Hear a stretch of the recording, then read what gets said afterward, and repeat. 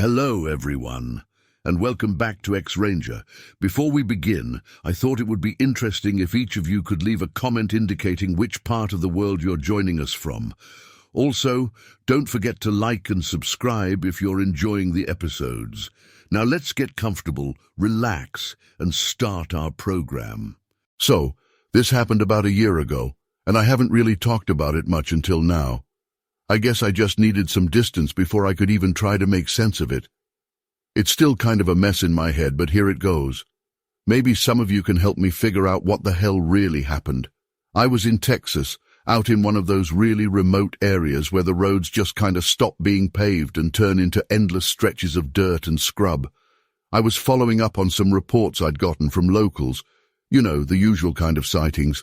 Strange noises at night, large figures moving through the woods. That sort of thing. Yeah, I know, it's all very Bigfoot hunter cliché, but this time it felt different. The reports were more specific, more consistent, and honestly, I was desperate for a lead that wasn't a total dead end. Anyway, I was driving along, trying to follow the coordinates on my GPS, when I realized I had crossed onto someone's land. No fences or signs, just a feeling that the trees seemed a little too orderly, almost like they were planted that way on purpose. The road turned from dirt to this weird gravel that crunched differently under the tires, and that's when I saw him, a tall, gaunt figure standing in the middle of the path holding a rifle. I stopped the truck, rolled down my window and gave a little wave, trying to look as non-threatening as possible. The guy, he looked like he hadn't had a proper meal in months, long and wiry, wearing a faded military jacket. He just stared at me for a moment, and then, without a word, he motioned for me to get out of the truck. I'm not an idiot. I know a dangerous situation when I see one, but something about the way he looked at me made me comply. It wasn't just the rifle. It was like he knew exactly what I was doing there, like he'd been expecting me. When I got out, he finally spoke. "You're trespassing," he said, his voice raspy, almost like he hadn't used it in a long time.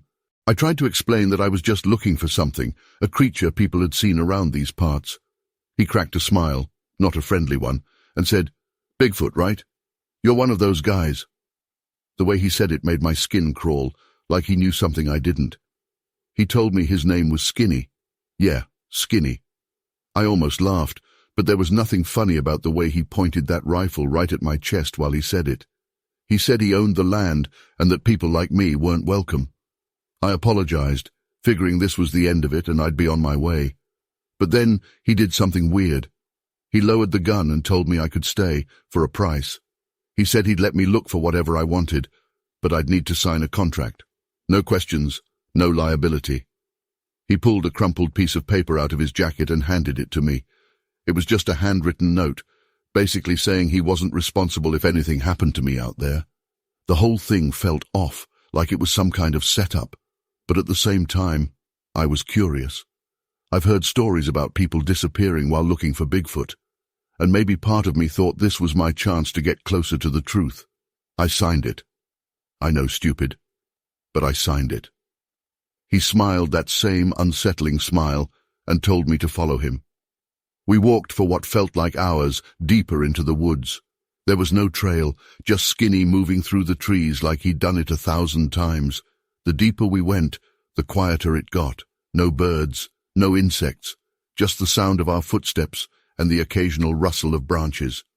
That's when I started to notice the cameras, tiny, almost invisible, mounted high up in the trees. I pointed one out and Skinny just shrugged. "Security," he said, but he wouldn't say more. Eventually we reached a clearing. In the middle of it, there was this structure. It looked like an old bunker, half buried in the ground, with a metal door that had no handle. Skinny stopped, turned to me and said, "This is as far as you go." He wouldn't explain what the bunker was for, wouldn't even look at it. He just stood there, staring at me, waiting for me to do something. I felt this pressure in the air, like we were being watched, not just by the cameras, but by something else, something I couldn't see. I decided right then that I was done. I didn't care about Bigfoot anymore, didn't care about the reports or the footage I was hoping to get. There was something wrong with that place, with Skinny, with the whole situation. I told him I was leaving, and he just nodded, like he knew I'd chicken out eventually. The walk back felt even longer, and I swear I could hear things moving in the woods around us just out of sight. Skinny didn't seem to notice, or maybe he just didn't care. When we got back to my truck, he didn't say a word. He just turned around and walked back into the woods, disappearing between the trees like he was never even there. I got in my truck and drove, not even bothering to check the GPS. I just wanted to get as far away from that place as possible. It wasn't until I was back on a paved road that I realized my hands were shaking. Later, I tried to look up the area on a map, tried to figure out who Skinny was or what that bunker might have been. That's when things got even weirder. The land wasn't registered to anyone named Skinny. In fact, it wasn't registered to anyone at all, just marked as government property, some kind of black site. No details, no records, nothing that made any sense. I even asked around a bit, but the locals wouldn't talk about it. They just told me to stay away, that Skinny wasn't someone I wanted to mess with. I haven't been back since, and honestly, I don't plan to. Whatever's out there, it's not just Bigfoot. I don't know if Skinny was protecting something or if he was part of it, but I know one thing for sure. There's something in those woods that doesn't want to be found. And after that day, I'm more than happy to leave it alone.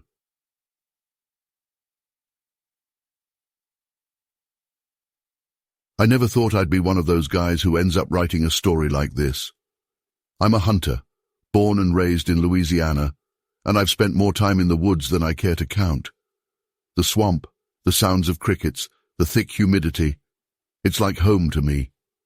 I'm used to the rustling of leaves, the distant howls, and the eerie quiet that sometimes takes over. But nothing, I mean nothing, could have prepared me for what happened that night. It was late October, and I was out for a night hunt, scouting for some wild hogs. I found a good spot near the swamp and settled in. After a couple of hours, I finally saw 2 hogs just barely visible under the moonlight. They were close enough, so I took my shots. Both went down, just like I expected. But as soon as the echoes of the shots faded away, there was this strange quiet. Normally, you'd hear the scurrying of critters or birds taking off. This time it felt like the whole swamp had sucked in its breath. I started feeling that prickling sensation. You know, like someone's eyes are on you. I thought it was just nerves, maybe adrenaline from the kill, but it just wouldn't go away. I slung my rifle over my shoulder, heading back to my truck. As I walked, I could swear I heard something following me, the sound of heavy, deliberate steps staying just out of sight. Every time I stopped, it stopped too. I'd turn around, squinting into the dark, trying to catch a glimpse of whatever it was, but there was nothing there. By the time I reached my truck, I was already on edge. I've heard stories, of course. Who hasn't around here? People talk about things out in the woods, things that don't quite fit any animal we know. I've always brushed it off as nonsense. Hunters getting spooked by shadows, the usual. But that night, as I tried to get my truck out of the mud, I started to believe some of those old tales. The truck's tires were spinning uselessly, throwing muck everywhere. I was cursing under my breath, trying to figure out how I'd get myself unstuck, when I noticed it. Total silence. No frogs croaking, no crickets chirping, not even the rustle of leaves. It was unnatural. You hear hunters say, when the forest goes quiet, you're not alone. Well, that's exactly what happened. My gut sank like a stone. Then came the sound, a sharp crack of a branch breaking, loud enough that it had to be something heavy. I froze, rifle in hand, and strained my ears. It was close, too close for comfort. I flicked on my night vision scope, peering into the dark, green-tinted shapes coming into focus. That's when I saw it, something moving between the trees, something tall. It was huge. I'm not exaggerating here. I'm talking at least 9 feet tall. My heart just about leapt out of my chest. It wasn't a bear, and it sure as hell wasn't a man. The way it moved, almost gliding between the trees, was something I'd never seen before. The figure turned, just for a moment, and I could see 2 faint glowing eyes reflecting back. My hands were shaking as I aimed the rifle, but I couldn't bring myself to pull the trigger. What if I missed? What if I just pissed it off? In a panic, I fired 3 shots into the air, a desperate attempt to scare it off. For a few seconds, nothing happened. Then, just as quickly as it had appeared, the thing turned and moved deeper into the forest, disappearing into the dark. I could still hear it for a few moments, those heavy footsteps fading away until everything went silent again. I've faced a lot in the woods, snakes, gators, even a pissed-off black bear once. But nothing, and I mean nothing, scared me like that did. I finally got my truck out of the mud, but every second felt like an eternity. I kept expecting to see that thing reappear, to feel those eyes on me again. When I finally got back on the main road, I felt like I could breathe again. But even then, I kept looking in the rearview mirror, half expecting to see it following me. I got home and tried to tell myself it was just my mind playing tricks. Maybe I was tired, maybe it was just some trick of the light. But deep down, I know what I saw. It wasn't a bear, and it wasn't my imagination. Whatever it was watching me, following me, and it knew exactly what it was doing. The weirdest part, after that night, I haven't been able to shake the feeling that I'm still being watched. Even now, sometimes when I'm out in the woods, I get that same prickling feeling, like there's something just beyond the trees, staying out of sight, but keeping its eyes on me. It's enough to make me question whether I want to keep going out there alone. I've talked to a few other hunters since then, trying to gauge if anyone else has seen anything similar. Most just laugh it off, but a couple of them got real quiet when I mentioned the details. One old-timer just nodded and said, "You're lucky it let you be." That stuck with me. Lucky? I don't feel lucky. I feel like I walked away from something I wasn't supposed to see. I know how this sounds. If someone else told me this story, I'd probably roll my eyes and call them crazy. But I was there, and I'll never forget what I saw that night. I don't know if it was Bigfoot or some other creature that hasn't got a name yet, but I do know one thing. There's something out in those woods, and it's not afraid of us. Since then, I've stuck to hunting during the day. Maybe it's just paranoia, or maybe it's survival instinct, but I don't plan on finding myself out there after dark again. Whatever that thing was, it let me go once, and I'm not about to push my luck a second time. To this day, I still hear those heavy footsteps in my dreams, and every time I wake up drenched in sweat, grateful to be in my own bed and not out there, alone in the dark.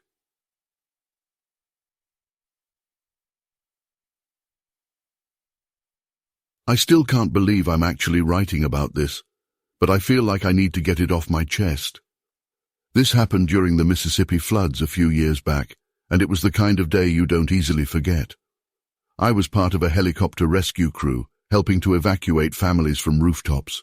The water was relentless, covering everything, turning neighborhoods into unrecognizable, murky lakes. I thought I'd seen it all. But then this happened, and it changed everything I thought I knew. We got the call about a family stranded on the roof of their house. A father, a mother, and 2 kids. When we arrived, it was chaos below us. The river had swallowed everything. Trees, cars, pieces of people's lives just drifting aimlessly. We lowered the winch, and the father was the first to come up. I was watching the water, just scanning like I always did. You have to be aware of what's around, especially in situations like that. That's when I saw it. Something big, moving with purpose. At first I thought it was just debris, maybe a log, a piece of a tree, something like that, but it wasn't. It was black, bulky, and it moved against the current, not with it. I remember my stomach dropping. There was this weird, primal feeling that made me grip the side of the helicopter a little tighter. The thing was heading straight towards the house where the rest of the family was still waiting to be lifted. I yelled at my buddy to hurry it up. But honestly, I don't think he needed me to say anything. He'd seen it too. The mother was next on the winch, and she hadn't noticed it yet, thank God. But the father, who was now in the helicopter with us, was staring down with wide eyes. He was shaking, and I could hear him mumbling something like, "It's back, it's coming." I asked him what he meant, and he looked me dead in the eyes and said, "Bigfoot." I almost laughed, but there was no humor in his voice, just raw fear. I glanced back down, and whatever that thing was, it was getting closer, moving like it had a destination, like it knew exactly where it was headed. The mother was barely in when we decided to break protocol. We usually take it slow, keep everyone calm, but there was nothing calm about this situation. We pulled the kids up together, one under each arm, and I'll be honest, I was scared. Not scared of getting in trouble for breaking procedure, but scared of whatever the hell was swimming towards that house. The thing was huge, and the way it cut through the water was unnatural, like it belonged there, like it was more at home in the flood than anything else. When we got everyone on board, I looked back one last time, and I swear I saw it. A dark, massive shape, almost at the roof now, just where the family had been moments earlier. I didn't get a good look at its face or any distinct features, but I saw the movement. Arms, legs, something swimming with intention, not thrashing like a person would. It was graceful, almost eerie in how fluidly it moved. And then, just as quickly as we'd seen it, we were out of there, the house and that thing shrinking away beneath us. Back on the ground, I tried to wrap my head around what just happened. The father kept talking about it. He said he'd seen it before, lurking near the woods by their property, but he never thought it would come this close. He called it a protector once, but there was nothing protective about the way it moved towards them in the water. He seemed more terrified than anything, like it had been waiting for this moment, like the flood had given it the perfect opportunity. That night, I couldn't sleep. I kept replaying the scene in my head, the dark shape cutting through the water like it was on a mission. I'd heard of Bigfoot before, of course. Who hasn't? But I'd always dismissed it as myth, something people made up to scare each other around campfires. But seeing something so big, so real, moving with that kind of speed and determination, it's hard to keep dismissing it after that. I started looking into other stories, other encounters, and I was shocked at how many people had reported seeing similar things during natural disasters. It was almost like these creatures were drawn to the chaos, to the places where people were most vulnerable. I found stories from flood victims, from people who'd been caught in wildfires, even some from hurricane survivors.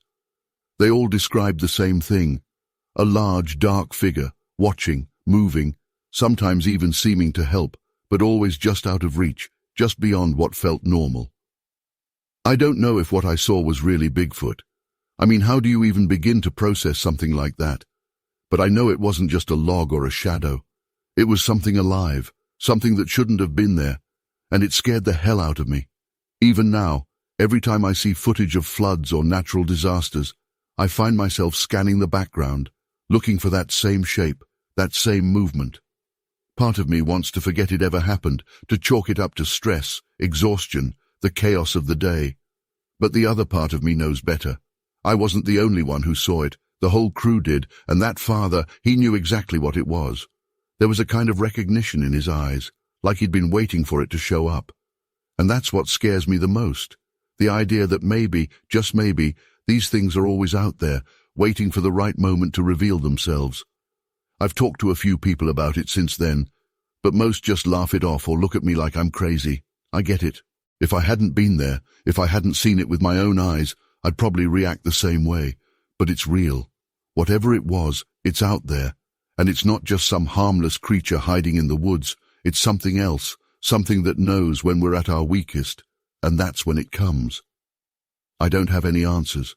I don't know if I ever will, but I needed to share this, to put it out there in case someone else has seen the same thing, in case I'm not alone in this. Maybe there's more to these stories than we're willing to admit. Maybe these creatures aren't just myths. Maybe they're a part of our world, hiding in the shadows, waiting for the floodwaters to rise again.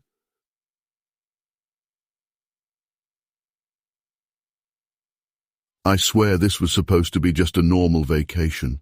Nothing special, just a break from my regular life. I was in Nicaragua, staying at this cozy little resort by the edge of the jungle.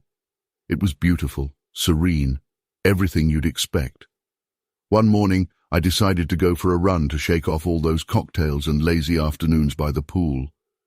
The resort manager had mentioned a trail nearby, and I figured, why not? Just me, the birds, and the cool morning air. The run started out great. The air was fresh, and the forest was alive with all those tropical sounds, insects buzzing, birds calling, leaves rustling in the gentle breeze. It felt like one of those moments you see in a travel ad, like I was finally disconnecting from everything. After a while, the trail got a bit narrower, and the undergrowth was getting thicker. I slowed down a bit, more to avoid tripping on roots than anything else. That's when I first noticed something odd. At first I thought it was just my imagination, like the way your eyes can play tricks on you when you're alone in the forest. I saw something, just barely, moving in the corner of my eye, something dark, blending in with the shadows. I turned my head, but whatever it was disappeared behind the trees. I told myself it was probably just an animal, a monkey or some kind of big bird. But then, as I kept running, it happened again. And again. I wasn't scared at first, more curious than anything. It's like, you know when you feel like you're being watched? I started to get that feeling. I kept running, but my focus shifted from my own feet hitting the dirt to trying to catch a glimpse of whatever was out there. That's when I finally saw it. Clearly this time. There was something running parallel to me, just inside the tree line. It was tall, covered in dark hair, and it moved both on two legs and sometimes on all fours. It was fast. Really fast, but it didn't feel like it was chasing me. It felt more like it was playing with me. I know it sounds weird, but it didn't seem aggressive. It was keeping pace, sometimes even pulling ahead, and then pausing as if to let me catch up. I think I even laughed once, out of pure disbelief. I mean, who does that? Who gets played with by some hairy creature in the jungle? But that's exactly what it felt like it was just messing around. I'd slow down, and it would slow down. I'd speed up, and it would do the same. It was like we were locked into this strange little game. I could see it better now. It wasn't like anything I'd ever seen before. Its body was bulky but not lumbering, and its eyes, I could swear I saw a glint of something curious there, something almost friendly. Maybe that's just me trying to rationalize it, but I didn't feel any real danger from it. Not yet, anyway. Then, suddenly, everything changed. Out of nowhere, the entire vibe of the forest shifted. It was like every bird, every insect just stopped. The silence was deafening. And then I heard it. A deep, guttural roar that seemed to come from somewhere further into the jungle. It wasn't like any animal I'd heard before. It was so low that I could almost feel it reverberate in my chest. The playful creature, Luke, as I later found out, immediately froze. It looked back into the depths of the jungle where the sound had come from, and in that instant it went from playful to terrified. Without even looking back at me, it took off, moving so fast that it was almost a blur. It wasn't playing anymore, and that's when I realized whatever made that sound, it was bigger, and it was dangerous. I've never felt such a pure shot of adrenaline. My body seemed to take over, and I turned and started running harder than I ever had before. The path seemed longer on the way back, every rustle and crack making my heart pound harder. I kept expecting something to burst out of the trees behind me, but nothing did. When I finally made it back to the resort, I was drenched in sweat and probably looked like I had seen a ghost. One of the staff, an older guy, was sitting outside and saw me coming. He must have noticed how freaked out I was because he came right over, asking if I was okay. I tried to explain what I'd seen, this creature running beside me, the roar, everything. I expected him to laugh or tell me I was imagining things, but he didn't. He just nodded, like he knew exactly what I was talking about. He told me the creature's name was Luke. Apparently some of the locals knew about him. They said he was harmless, just curious, and maybe a little lonely.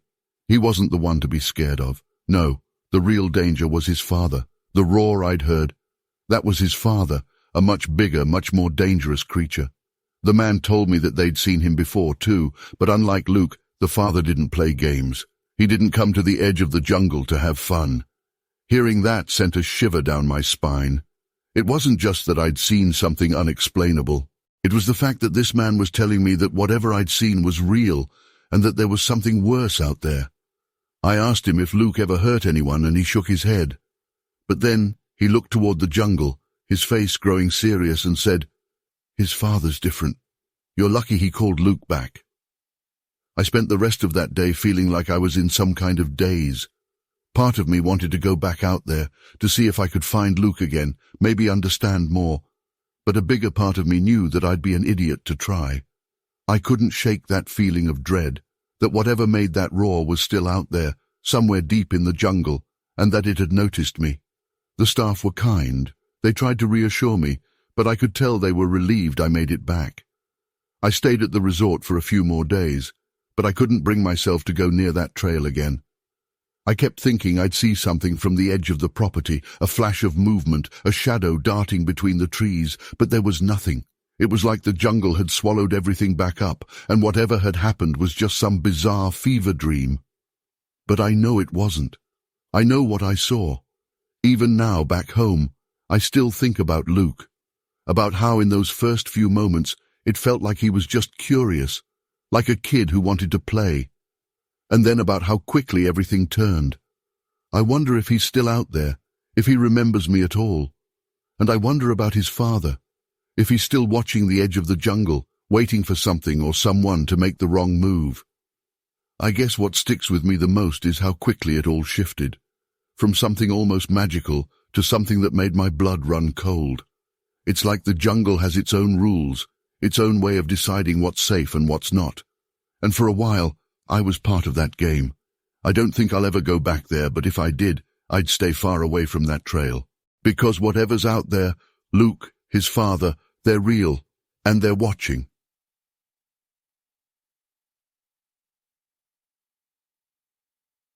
I never thought I'd share this with anyone. I've been a firefighter for almost 20 years, and I've seen a lot. Natural disasters, impossible rescues, extreme risk situations. But what happened that day, in the middle of the forest, still gives me chills and leaves me speechless. I decided to write here because I know that many of you are open to unusual accounts, and maybe that will help me process what happened.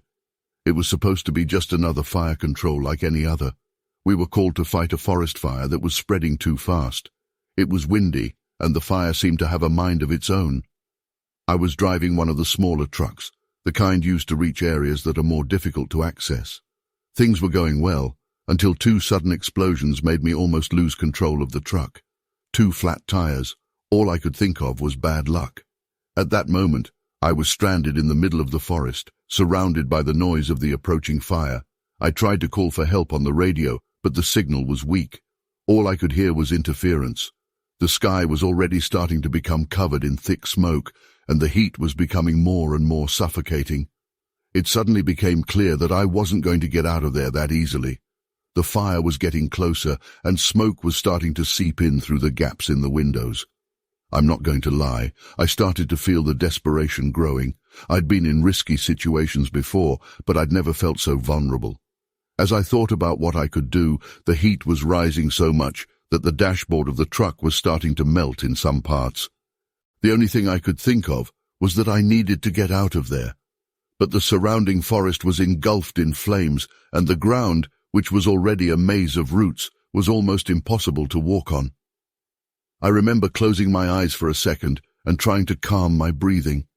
That's when I heard a noise outside, a kind of heavy noise, a sound I couldn't immediately identify.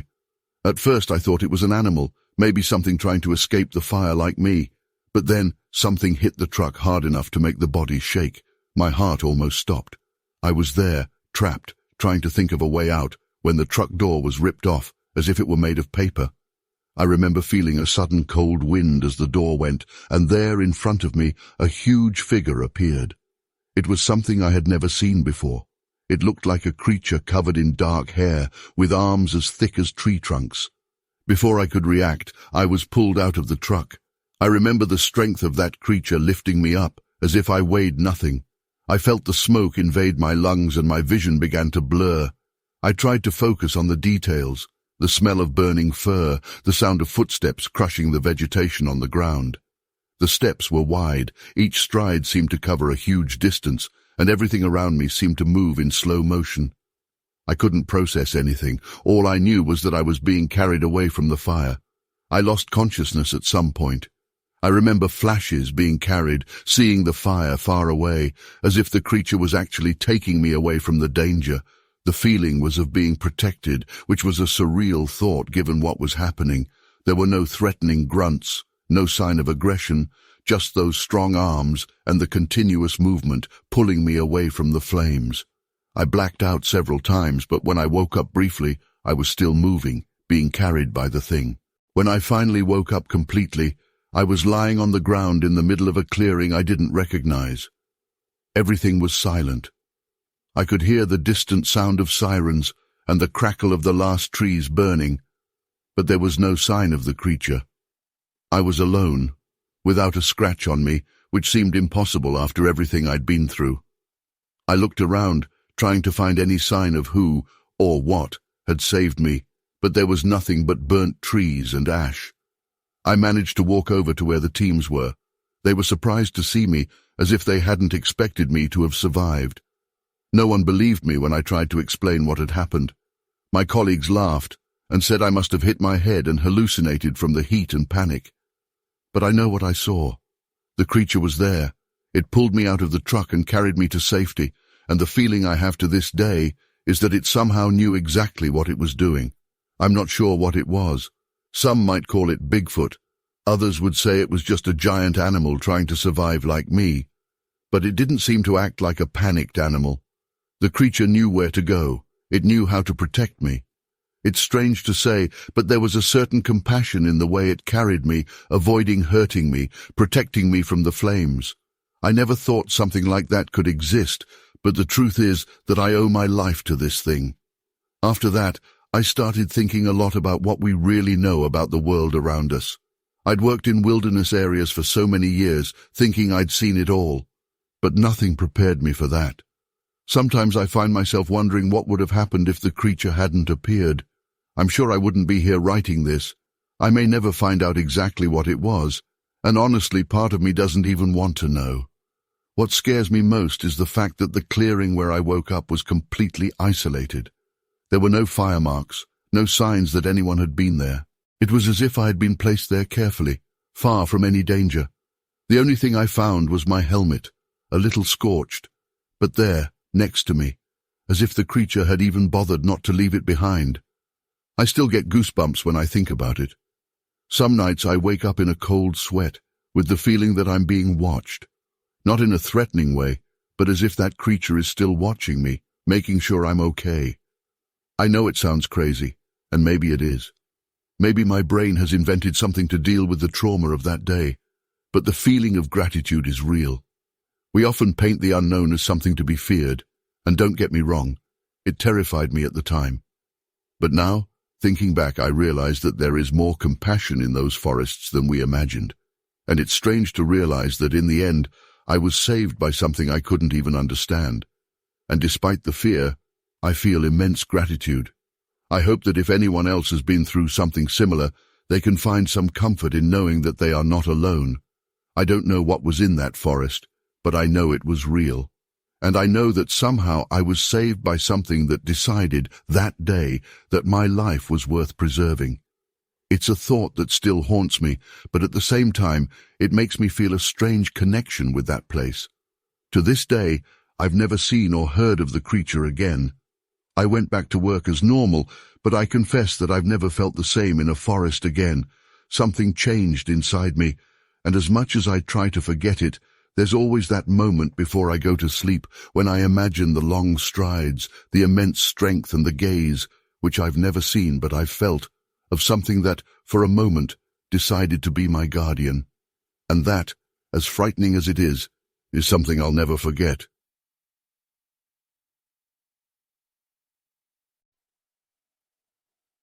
I never thought I'd be one of those people who'd end up posting in a forum like this, but after what happened last winter, I can't keep it to myself anymore. I still get chills just thinking about it, and I hope that maybe someone here can help me make some sense of it. So here goes. This all happened in my cabin up in the mountains, during the coldest winter I've ever experienced.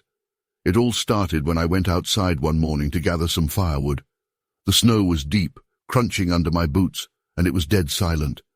But then I saw something that made me stop in my tracks. There, right by the tree line, was a deer. Not just a deer, but a deer hung up in a tree like someone or something had lifted it and draped it over a branch.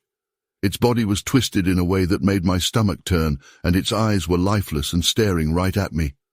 I swear it looked like a warning. I'm no stranger to strange sights out here. Animals die, predators come and go. But this was different. The way the deer was hung up, it wasn't natural, like it was a deliberate act. I tried to brush it off, convince myself maybe a bear had done it somehow, but deep down, I knew that didn't make sense. Bears don't do that. I took a few steps back, keeping my eyes on the tree line, and that's when I first felt it, that gut feeling that I was being watched. Over the next few days, things just got stranger. I started seeing movement out of the corner of my eye, just beyond the clearing that surrounded my cabin. It was always in my periphery, just a shadow slipping between the trees. Once, as I was chopping wood near the shed, I caught a glimpse of something big, much bigger than any animal I'd seen around here. It was covered in dark fur, and it moved fast, disappearing into the woods before I could even process what I was seeing. My heart was pounding, and I just stood there, axe in hand, staring at where it had been. That night, I locked everything up tight. I even put a chair against the door, like some old movie trick that I knew probably wouldn't help. The wind howled outside, and the snowstorm picked up. I tried to sleep, but every little creak of the cabin set me on edge. Then, sometime around midnight, I heard a noise that made my blood run cold. It was coming from the shed, a deep, guttural sound, almost like a growl, followed by the distinct cracking of wood. Something was trying to get into the shed where I kept my firewood. I wanted to pretend I hadn't heard it, just hide under my blankets like a scared kid. But I forced myself to get up, grabbed my flashlight and the old rifle my dad left me, and crept to the window. The beam of light barely cut through the darkness and the swirling snow, but I saw it. The shed door was splintered, hanging off its hinges, and there was something huge, moving away from it back into the trees. It was hunched, almost crawling, but its limbs were all wrong, too long and twisted. My hands were shaking so bad I could barely hold the flashlight steady. I spent the rest of the night sitting in the living room, rifle across my lap, staring at the front door. I could hear it out there, pacing, the crunch of snow under heavy footsteps. It never came closer, but it was out there, circling. I kept thinking about the deer, the way it had been hung up, and I knew, whatever this thing was, it was playing with me. It wanted me scared, and it was working. I don't think I've ever felt that kind of fear before, the kind that sits deep in your chest and makes it hard to breathe. By dawn, the storm had let up a bit, but the temperature had dropped even more. I decided I had to leave. I couldn't stay another night, not with that thing out there. But when I went to the front door, I found the worst part of all. The window next to the door was shattered, glass all over the floor, and there were marks, deep, claw-like marks on the windowsill, like something had tried to pull itself inside. I felt my stomach drop, and for a second I thought I might be sick. It had been right there, just feet away from where I'd been sitting. I grabbed whatever I could fit into my backpack, put on every layer of clothing I owned, and stepped outside. The air was sharp and cold, and the snow was nearly up to my knees. I started down the trail, hoping to make it to the ranger station a few miles away. Every step I took, I felt like I was being watched, like it was just waiting for me to make a mistake. I kept glancing back, half expecting to see it standing there, but the woods were empty, just endless white and dark shadows. After what felt like hours, I heard them. Voices, real human voices. I almost cried when I saw the two rangers coming towards me through the snow. They looked at me like I was crazy when I started babbling about something in the woods, but they must have seen how terrified I was because they didn't ask too many questions. They just got me out of there. I didn't look back, not once. I sold the cabin as soon as I could, barely even cared about the money. I just wanted to be done with that place. To this day, I have no idea what I saw out there. I've heard all the stories, Wendigos, skinwalkers, whatever else people like to talk about, but none of it feels real until you're out there, with something staring at you from the dark. I still get nightmares about it, the sound of those footsteps in the snow, the way it seemed to know exactly how to keep me scared. Maybe I'll never know what it was. Maybe that's for the best. All I know is that I'm never going back to those mountains. Some things are better left alone.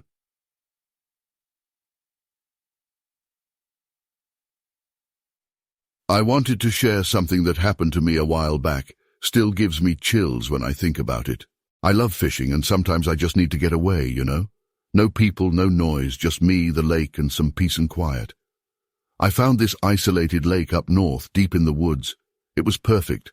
Calm water, no cell service, and not a soul in sight.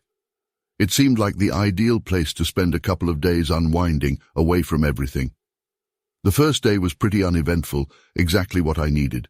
I set up my tent, got my fishing gear ready, and spent most of the afternoon just enjoying the quiet. There was something oddly comforting about being so far from civilization, surrounded only by the sounds of nature. As the sun dipped below the trees, I started a small fire, roasted some sausages, and felt like I'd finally found some clarity. The world felt small in a good way, just me and that endless stretch of water. It was late when I finally decided to turn in. I was tucked in my sleeping bag, listening to the breeze rustling the leaves, when I heard something that caught my attention. It was this faint crunching noise, heavy, deliberate steps, the kind you'd expect from someone or something big. It came from across the lake, from the other side, where I knew there wasn't any trail or campsite. The weird part was that there was also this deep, almost labored breathing accompanying the steps. It was strange, and it made the hair on the back of my neck stand up. I tried telling myself it was a deer, maybe a bear, though I'd never heard one breathe like that. I lay there, frozen, listening for what felt like hours. The footsteps eventually stopped, and everything went quiet again. Too quiet. I could hear my heart pounding, but I told myself it was nothing. Just the woods playing tricks on me. After all, I came here to be alone, right? I eventually drifted off, convincing myself that it was just my imagination running wild. When I woke up, it was early, the sun barely up. I crawled out of my tent, and the air felt different, heavier. That's when I noticed it. There were these massive footprints in the dirt, right near the edge of the water. I'm not talking about bear tracks or anything familiar. These were different, almost human-like, but way bigger and deeper, like something heavy had been standing there. My heart sank. Nearby, I found my fishing rod snapped clean in half, like a twig. I stood there for a moment, just staring at the tracks, trying to piece it together. What could have done that? The rest of the day, I couldn't shake this feeling of being watched. Every time I looked towards the tree line, it felt like something was just out of sight, lurking. I'd catch a glimpse of movement from the corner of my eye, but when I turned, there was nothing there. I tried to keep myself busy, focusing on the little things, fixing my gear, making lunch, but that feeling wouldn't leave me. It was like an itch I couldn't scratch, this constant sense that I wasn't alone anymore. By evening, I had half a mind to pack up and leave, but I told myself I was being ridiculous. It was probably just a bear, maybe a trick of the light. Besides, I didn't want to be that guy who got scared off by some weird noises and shadows. So, I stayed. Big mistake. That night, I barely slept. Every little noise had me on edge. Around midnight I heard it again, the breathing. But this time it wasn't across the lake. It was close, really close. It was this low, guttural sound, like someone struggling to breathe, mixed with a growl. I held my breath, listening, as my heart pounded in my chest. The sound moved around my tent, slow and deliberate, and then there was a grunting noise, almost like it was trying to communicate, or maybe just letting me know it was there. I can't even describe the fear I felt in that moment. I didn't move. I didn't even breathe. I just lay there, hoping whatever it was would lose interest and leave. I could see the faint shadow of something passing by my tent, blocking out the moonlight for just a moment. It was huge, whatever it was. I thought about grabbing my flashlight, but I was too scared to make a sound. I just closed my eyes, praying for it to end. Eventually the noises faded, and after what felt like an eternity, everything went quiet again. I stayed awake until the first hint of dawn, every creak of a branch making me jump. As soon as there was enough light, I packed up as fast as I could. I didn't care about breakfast or packing neatly. I just wanted out of there. I left a lot of my stuff behind, my cooking gear, some clothes, even part of my tent. I just grabbed what I could carry and started walking. The whole time, I felt like I was being watched, like whatever it was knew I was leaving and was letting me go. I didn't stop until I reached my car, and even then, I felt like something was just beyond the tree line, watching me drive away. I've been on plenty of camping trips since then, but I've never gone back to that lake. Hell, I'm not even sure I could find it again if I tried. It's like it doesn't want to be found. Whatever was out there that night, I still don't know. Maybe it was just an animal. Maybe my mind playing tricks on me. But those footprints, that broken rod, and that sound, that awful rasping breath, it all felt too real. I've told a few friends about it, but most of them just laugh it off, say it was probably a bear or that I'd had too much to drink. But I know what I heard, what I felt, and whatever it wasn't just a bear.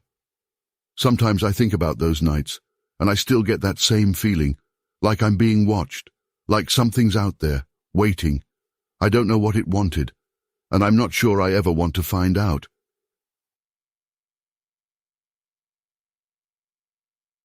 All right, guys. I've got to share this because it's been eating me alive for a while now. Never thought I'd actually experience something like this, let alone tell anyone. But here we go.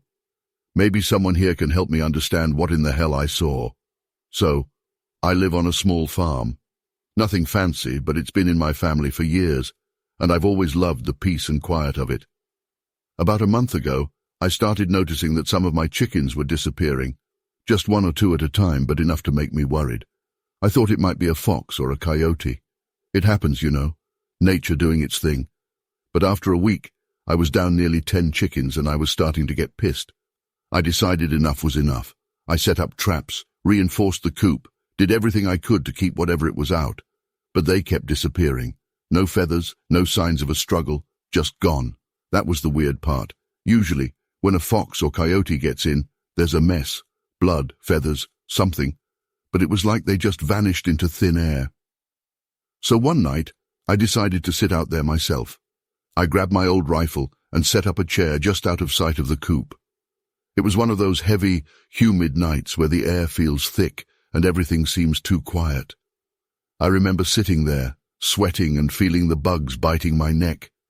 I kept telling myself I was being stupid, that I'd probably just catch a raccoon or some other pest. But I had this nagging feeling in my gut that something was off. It must have been around 2 in the morning when I heard it. A low rustling, not far from the coop. I leaned forward, straining my eyes in the dark, trying to see what it was. At first I couldn't make out anything, just shadows. But then, from the edge of the tree line, something moved. Something big. It wasn't a fox, that much I knew right away. I watched, squinting as it came closer to the coop. The thing was tall, maybe 6 or 7 feet, covered in dark, matted fur. It moved on 2 legs, but it wasn't human, not quite. Its movements were jerky, almost too fast, like it wasn't used to its own body. My heart was pounding, and I could feel the blood rush to my ears. It crept closer to the coop, and that's when I saw its arms reach out. It grabbed 2 chickens, one in each hand, like they weighed nothing. I could hear the chickens squawking, but it didn't flinch, just turned and started walking back towards the woods. I should have fired. I had my rifle in my hands, my finger on the trigger, but I just couldn't. It was like I was frozen there, my body refusing to move. The thing turned its head, and I swear to God it looked right at me. Its eyes, they glowed, almost like an animal's caught in headlights, but there was something else there too, intelligence. It knew I was watching. I don't know how long I sat there after it disappeared into the woods. Could have been seconds, could have been minutes. I finally snapped out of it and ran to the coop, my hands shaking. The door was torn clean off, and there were deep gouges in the wood, like something had just ripped it open with no effort at all. The chickens were in a frenzy, feathers everywhere, but there wasn't a single drop of blood. The next morning I checked for tracks. There were these massive prints in the dirt, way bigger than anything I'd ever seen before. They looked almost like a human's, but distorted, toes too long, wider than they should be. I followed them to the edge of the woods, but they just stopped, like whatever it was had vanished into thin air. I tried telling a buddy about it later that day, but he just laughed it off, said I must have been half asleep seeing things. But I know what I saw. I wasn't drunk, I wasn't tired. I was wide awake. And whatever that thing was, it was real. I haven't sat out there since. I can't bring myself to do it. Every night I lock up the coop and just hope that whatever it was doesn't come back. The weirdest part? The chickens have stopped disappearing. It's like it got what it wanted and moved on. But I still get this feeling sometimes, late at night when the wind's blowing just right, and everything goes quiet. Like I'm being watched. Like it's still out there, waiting. I don't know. Maybe I'm just paranoid now. But if anyone here has seen something similar, I'd really like to know I'm not losing my mind. I just can't shake that look it gave me, like it knew I couldn't do anything to stop it, and it didn't care. Whatever it was, it wasn't scared of me, and that's what scares me the most.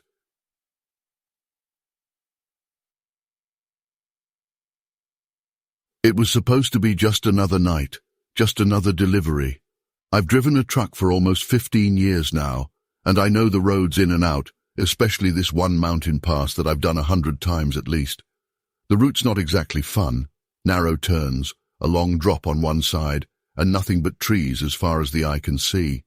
But it's familiar, and familiar is good when you're on your own at 3 in the morning. That's what I kept telling myself anyway, right until everything got weird. It started near the peak of the mountain road. The night was foggy, making visibility pretty bad. My headlights only illuminated maybe 15 or 20 feet ahead, and everything beyond that was just a wall of darkness. I had the radio off, enjoying the quiet while trying to stay alert, when I suddenly saw something dart across the road. Something big. It wasn't like a deer or anything else I'd expect to see out there. It moved too fast, and whatever it was, it seemed almost upright. I slammed on the brakes, and the whole truck lurched to a stop with a screech that echoed in the silence. My heart was pounding, and I felt that rush of adrenaline that tells you something isn't right. I grabbed my flashlight, pulled on my jacket, and stepped out. The cold air hit me immediately, and the quiet was unsettling. Usually you hear the wind in the trees, maybe some distant rustling of animals, but it was dead silent. I walked around to the front of the truck, and there it was.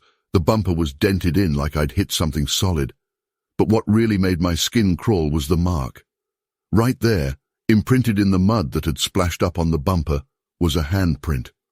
But it wasn't a normal handprint. It was huge, like twice the size of mine, and the fingers were long, almost claw-like. I'll be honest, my first instinct was to get the hell out of there. I've heard stories from other drivers about weird stuff on these mountain roads, ghost sightings, strange animals, even UFOs. But I always brushed it off as guys trying to spook the newbies. Standing there, staring at that massive handprint, I started to think maybe they weren't exaggerating after all. I felt exposed, like I was being watched, and every hair on my body was standing on end. Without thinking much more, I got back in the truck, locked the doors, and decided to just keep moving. I started driving again, trying to shake off the feeling. I kept telling myself that it was just a bear or some other animal, that my mind was playing tricks on me. But then, maybe 10 minutes later, I caught something in my side mirror, a pair of eyes reflecting in the darkness. They were far back, almost blending into the shadows, but they were there, and they were following me. I tried to focus on the road, but my eyes kept darting to the mirrors, and every few minutes I'd see them again, never closer, but never further away either, just watching. It's hard to explain the kind of fear that sets in when you feel like you're being hunted. I could feel my chest tightening, and my hands were gripping the wheel so hard that my knuckles were white. The road seemed to stretch on forever, each turn just leading to more darkness, more trees. I kept hoping that whatever it was would just give up, that I'd come around a corner and it'd be gone. But it wasn't. The eyes stayed with me, always just at the edge of my sight, like they were waiting for me to make a mistake. At one point, I hit a straight stretch of road, and I pushed the truck as fast as I could. The engine roared, and I could feel the weight of the load shifting behind me, but I didn't care. I just wanted to be out of those woods. I glanced in the mirror, hoping, praying that I'd lost it. For a second, I thought I had. There was nothing but darkness behind me. I let out a shaky breath, trying to calm myself down. But then, just as I was about to relax, I saw them again, those same glowing eyes, still there, still following. I don't know how long it went on like that. It felt like hours, but it was probably just another 30 or 40 minutes. The road finally started to descend, and I knew I was getting closer to the town at the base of the mountain. The trees began to thin out, and I could see the faint glow of lights in the distance. The feeling of relief that washed over me was almost enough to make me cry. I kept my eyes on the road, refusing to look in the mirrors anymore, just focusing on getting to safety. When I finally pulled into the small truck stop at the edge of town, I parked and just sat there for a moment, trying to steady my breathing. I didn't want to look back, didn't want to see if those eyes were still there. Eventually, I forced myself to get out, to check the truck again. The handprint was still on the bumper, clear as day, but there was nothing else, no damage, no blood, nothing to explain what had happened. I looked back up the road, towards the mountain, and for the first time, I felt like whatever had been out there had finally let me go. I went inside the truck stop, got a coffee and tried to act normal, but I must have looked like I'd seen a ghost. The cashier asked if I was all right, and I just nodded, not trusting myself to speak. I ended up sitting there for over an hour, just watching the road, half expecting to see those eyes appear at the edge of the parking lot. But they never did. Eventually, I got back in the truck and finished the delivery, but I took the long way around on the way back. I wasn't about to go through that mountain again, not alone. I still don't know what it was. Maybe it was some kind of animal that I've never seen before, or maybe it was something else, something that I don't even want to think about. All I know is that I've never felt fear like that in my life, and I've never driven that route alone again. I don't think I ever will. Whatever was up there, it wanted me to know that I wasn't welcome, and I got the message loud and clear.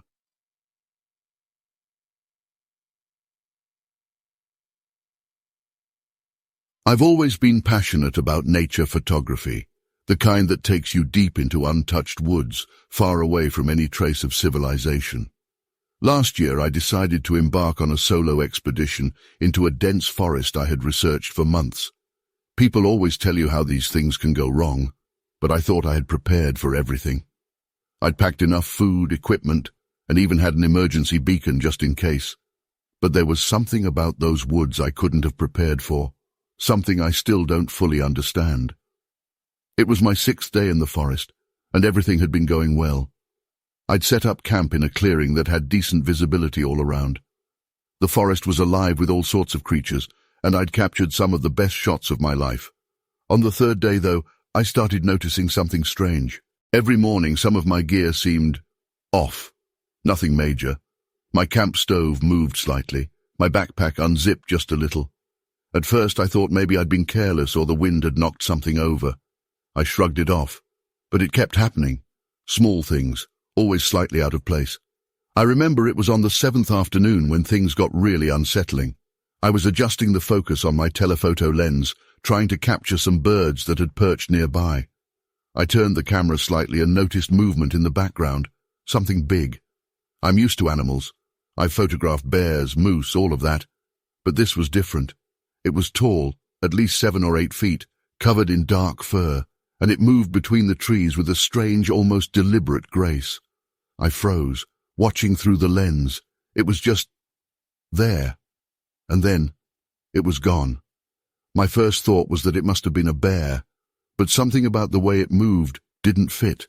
It was upright, moving smoothly, almost like a person. I convinced myself it was just my imagination. Maybe I'd been alone too long and my brain was starting to play tricks on me. Still, a part of me felt uneasy. That night I kept my flashlight close and I double-checked the locks on my tent. The next morning, I reviewed the photos I'd taken the day before. My heart dropped when I saw it. The figure wasn't just a trick of the light. It was there, in multiple shots, always at the edge of the frame, slightly obscured by trees but unmistakably present. And in each shot, it had moved. It wasn't standing still like an animal that had just wandered by. It looked like it was following me, observing me. I could feel my chest tighten, that creeping realization that I wasn't alone. I tried to stay calm. I told myself that maybe it was just a curious animal, or maybe, just maybe, it was some local playing a prank. But deep down, I knew that didn't make sense. Nobody knew I was there, and this was miles from any trail. I decided right then that I was done. It wasn't worth it. The photos, the experience, none of it mattered if I didn't feel safe. That last night was the worst. The forest was eerily quiet, no rustling leaves, no distant calls of animals, just silence. I lay in my tent, eyes wide open, trying to keep my breathing steady. Then I heard it, slow, deliberate footsteps circling my camp. They weren't heavy like a bear's would be. They sounded careful, almost like someone was trying not to be heard. My heart pounded so hard I thought whoever, or whatever, was out there would hear it. I stayed still, barely breathing, listening as the footsteps came closer, and then moved away, then closer again. At one point, I swear I heard breathing right outside my tent. I couldn't take it anymore. I knew I had to leave. I waited until the footsteps seemed to move further away, and then I made my move. I grabbed my essentials, a flashlight, my boots, my phone, and I bolted. I didn't even bother unzipping the tent quietly. I just ripped it open and ran. I stumbled through the dark, my flashlight bouncing wildly, barely lighting the way. I didn't look back. I couldn't. The whole time I had this overwhelming feeling that something was right behind me, just out of sight. I tripped more than once, cutting my hands and knees on the underbrush, but I didn't stop. Eventually, I made it to a spot where I had marked my path earlier, and I followed it until I reached the road where I'd parked my car. I didn't sleep that night. I drove until I found the nearest town and checked into a motel, dirty and shaking. The adrenaline slowly wore off, but the fear didn't. I kept thinking about the footsteps, the figure in the photos, the way it seemed to be playing with me. I left my camera behind, something I never thought I'd do. It's probably still out there along with whatever was stalking me. To this day, I'm not sure what I saw. I've tried to rationalize it. Maybe it was just an animal, maybe a trick of the light. But deep down, I know that's not true. There was something in that forest, something that watched me, that followed me, and it wanted me gone. I haven't been back to that kind of deep wilderness since. I stick to safer, more populated trails now, and even then, sometimes, I still feel like I'm being watched. If there's one thing I learned, it's that we're not always alone out there. The forest is vast, and there are places where things exist that we can't explain. I used to think those were just stories, legends people told to scare each other around the campfire. Now, I'm not so sure. Whatever was out there with me, it was real. And it's still out there somewhere in those woods waiting.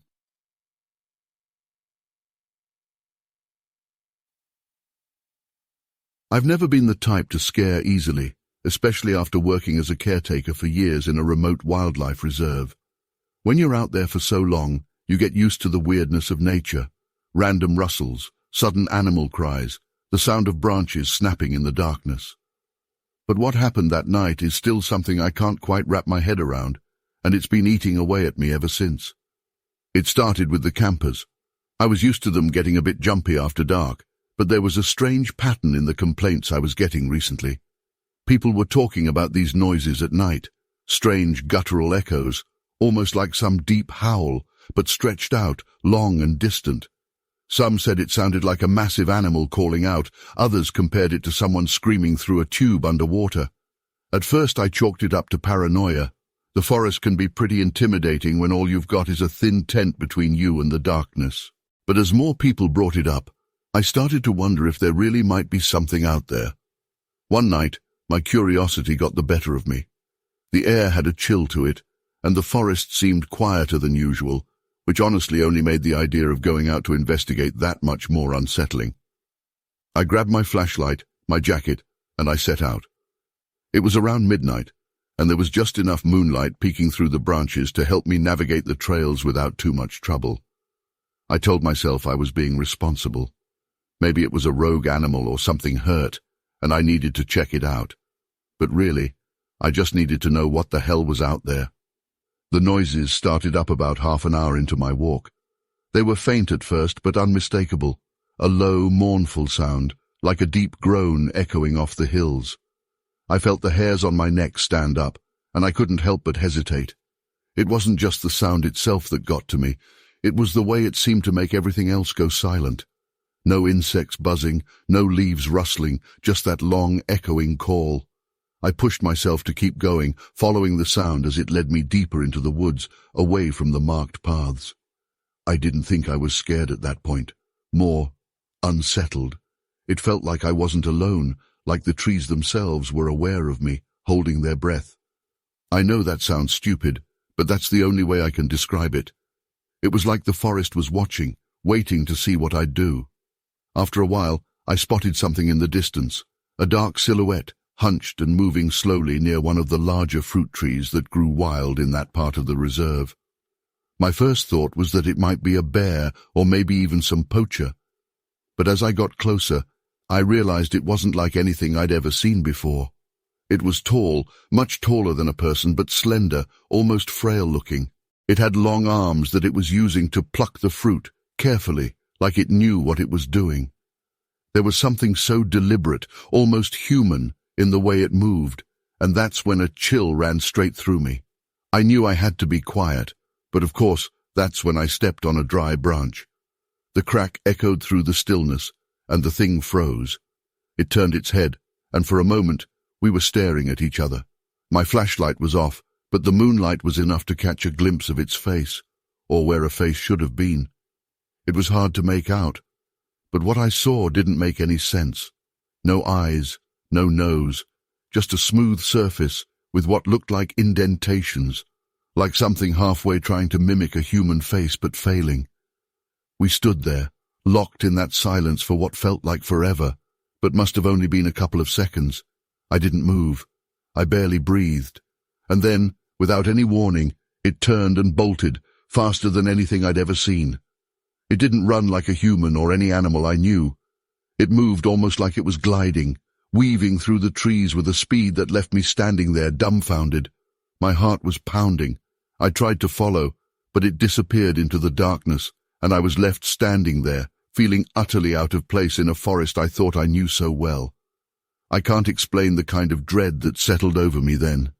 It wasn't just fear. It was this deep, bone-level certainty that I wasn't supposed to be there, that I'd seen something I wasn't meant to see. I barely remember making my way back to the cabin. Everything felt blurry, like I was on autopilot.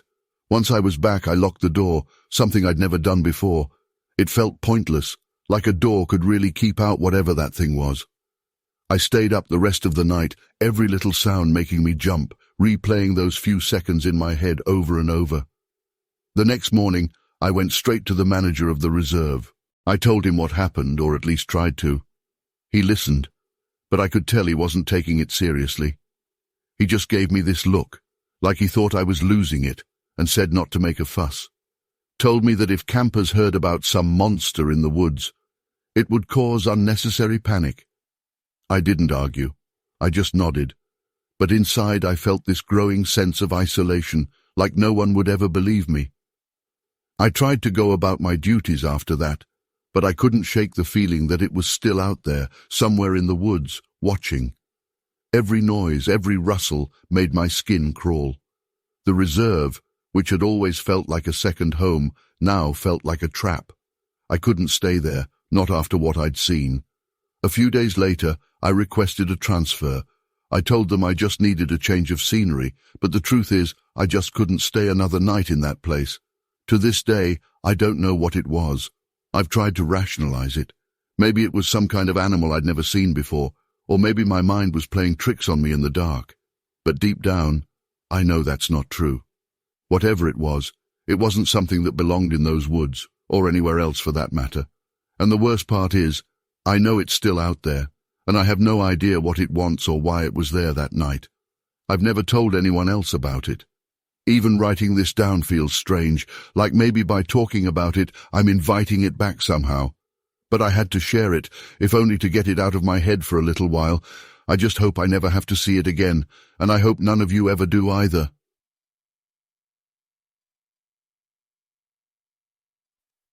I still can't shake off what happened on that school trip.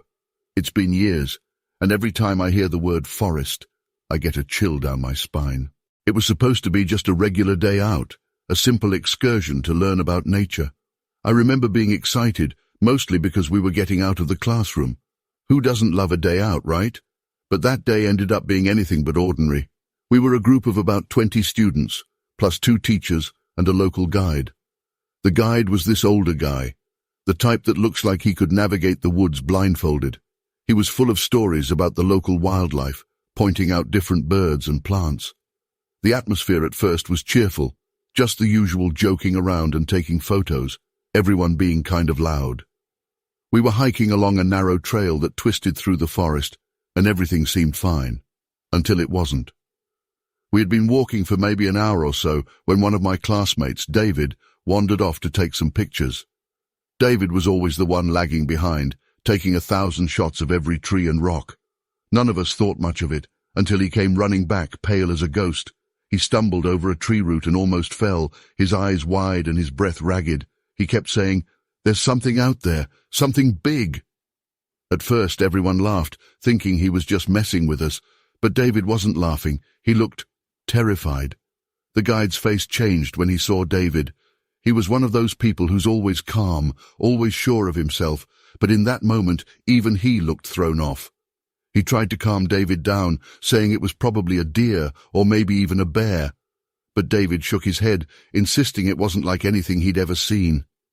"It was standing on two legs," he whispered, and I could see his hands trembling. The laughter died down pretty quickly after that. The guide then told us it was time to head back. No more exploring, no more looking around. He was usually the type to encourage us to go further, to really experience nature, but now he just wanted us out. He didn't make it obvious, but I could tell by the way he kept looking over his shoulder that something had spooked him. It was like he was trying not to scare us more, but his eyes kept darting towards the trees, and he had this tension in his shoulders that wasn't there before. As we turned to head back, I noticed something strange too. The forest had gone quiet, completely quiet. I hadn't realized it until that moment, but all the bird sounds, the rustling of small animals in the brush, it had all stopped. It was like the entire forest was holding its breath. I didn't say anything, but I could see some of the others noticing it too. The only sound was the crunch of our footsteps on the leaves, and that silence felt heavier with every step we took. About halfway back, the guide suddenly stopped, his eyes fixed on something up ahead. I followed his gaze and saw it. Trees, thick ones, snapped in half. Not just a few branches, but the whole trunks, like they'd been twisted and broken by something with incredible strength. They were arranged almost in a pattern, a kind of arch over the trail. The guide muttered something under his breath. I couldn't make out the words, but I could see fear in his eyes, real fear, and that scared me more than anything David had said. No one talked much after that. We just kept moving, the guide urging us on faster than before. The teachers were trying to keep everyone calm, but you could see it in their faces too. They were scared. It was like we all knew something was wrong, but none of us wanted to say it out loud. I remember the way the air felt, heavy, like it was pressing down on me. My legs felt like they were moving through water, every step getting harder, as if the forest itself was trying to keep us there. When we finally got back to the clearing where the bus was parked, it felt like a weight had been lifted off my chest. The sounds of the forest slowly came back, birds chirping, the rustle of leaves in the breeze. But none of us said anything. We just climbed onto the bus in silence. David sat in the back, staring out the window, his camera clutched in his hands. He didn't say another word the entire ride back. The strangest part was the guide. When we were safely on the bus, I saw him talking to one of the teachers, his face serious. I overheard bits and pieces, something about not supposed to be here, and first time I've seen it this close. He looked shaken, and that made everything feel so much more real. This wasn't just some prank or a wild animal. Whatever David saw, the guide knew something about it, and it scared him. That night, I couldn't sleep. I kept seeing those broken trees in my mind, imagining what kind of force it would take to snap them like that. I kept thinking about the silence, how everything had just stopped. It felt wrong, unnatural, like the forest itself had sensed something that didn't belong. I think that's what scared me the most, the idea that whatever was out there wasn't supposed to be. David never talked about it again. I asked him once, a few weeks later, what he'd seen. He just shook his head and told me to drop it. He didn't even look at me when he said it. He'd always been the kind of guy who loved a good ghost story. But after that day, it was like something in him had changed. He stopped going on hikes, stopped taking photos of the woods. It was like he wanted to forget that day ever happened. I've tried to rationalize it over the years. Maybe it was just a bear, maybe the trees had been damaged by a storm. But deep down, I know that's not true. I saw the fear in David's eyes, the way the guide's hands shook as he led us out. Whatever was out there, it wasn't something any of us were prepared to see. To this day, I avoid forests. I know it sounds stupid, but I can't help it. Every time I see a thick line of trees, I remember that silence, that awful, unnatural quiet. I remember the way the guide's face went pale, the way David ran like his life depended on it. And I wonder if somewhere out there that thing, whatever it was, is still watching, waiting in the shadows of the trees. I've read other stories online, people talking about strange creatures in the woods, weird sightings during hikes. Part of me wants to believe it was all just our imaginations running wild. But another part of me knows better. I'll never forget the look on David's face, the pure, raw terror. And I know that whatever he saw that day, it wasn't something any of us were meant to see. Sometimes I think about going back, just to see if it's still there, if those trees are still broken, if the silence still hangs over that part of the forest. But then I remember the fear, the way my heart pounded in my chest, and I decide against it. Some things are better left alone. Some places are better left undisturbed.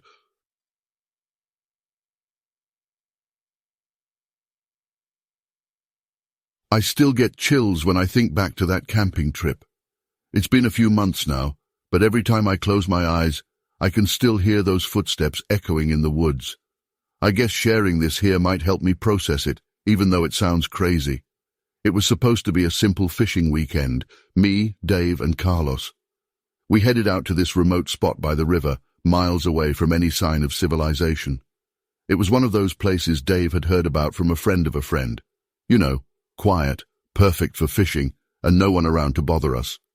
We set up camp right by the water, 2 tents between us, and built a small fire. Everything seemed perfect, the kind of peaceful you only get when you're far from everything. That first night, after a couple of beers and some lazy fishing, we decided to call it a night.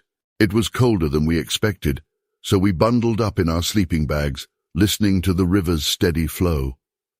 I was just starting to drift off when I heard it, heavy footsteps coming from the tree line behind our tents. At first, I thought it was just my imagination or maybe a deer, but then I heard it again, closer, almost like someone or something was circling us. I wasn't the only one who heard it. Dave's tent rustled, and I heard him whisper to Carlos, asking if he heard it too. Carlos shushed him, and I could tell from his tone that he was trying to keep calm. We all stayed still, listening. The footsteps were heavy, deliberate, not the kind of sound a small animal makes. My first thought was a bear, but there was something off about it. It almost sounded like it was walking on 2 legs. The weirdest part was how it would stop for a while, then start again, like it was checking us out. At one point, it was so close, I could hear the crunch of leaves right outside my tent. My heart was pounding, and I just kept thinking, please, just go away. Eventually, the steps moved off towards the river, and after what felt like forever, everything went quiet again. None of us said a word.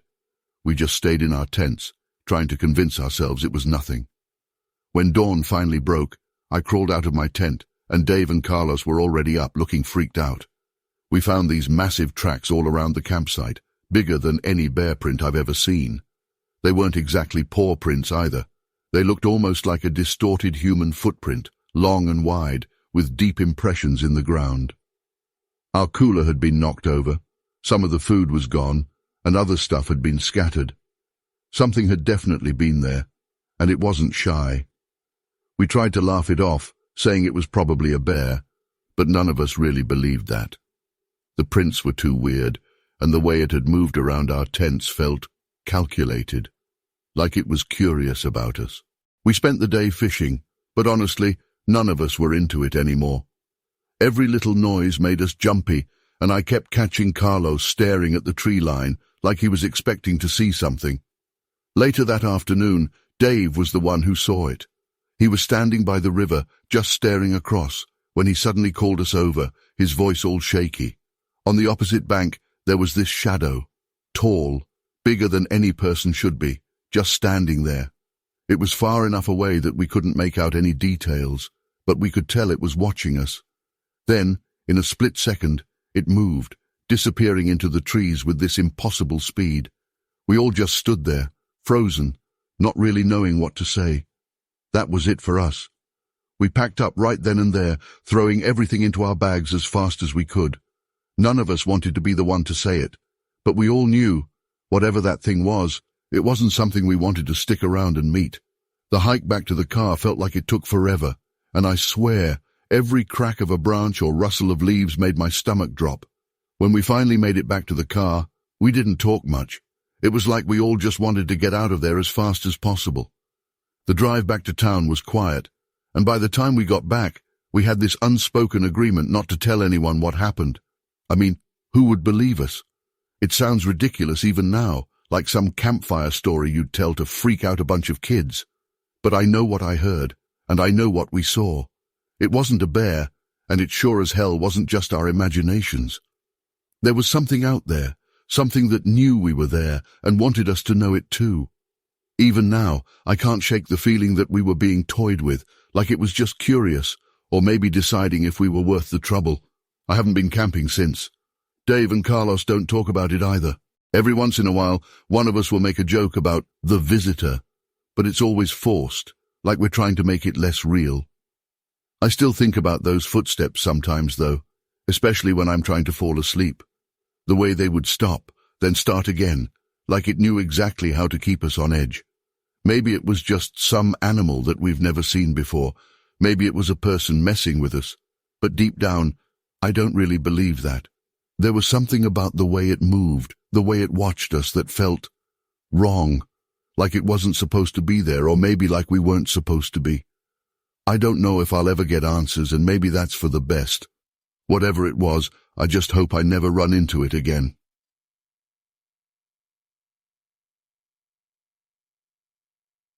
I've never been much of a believer in horror stories.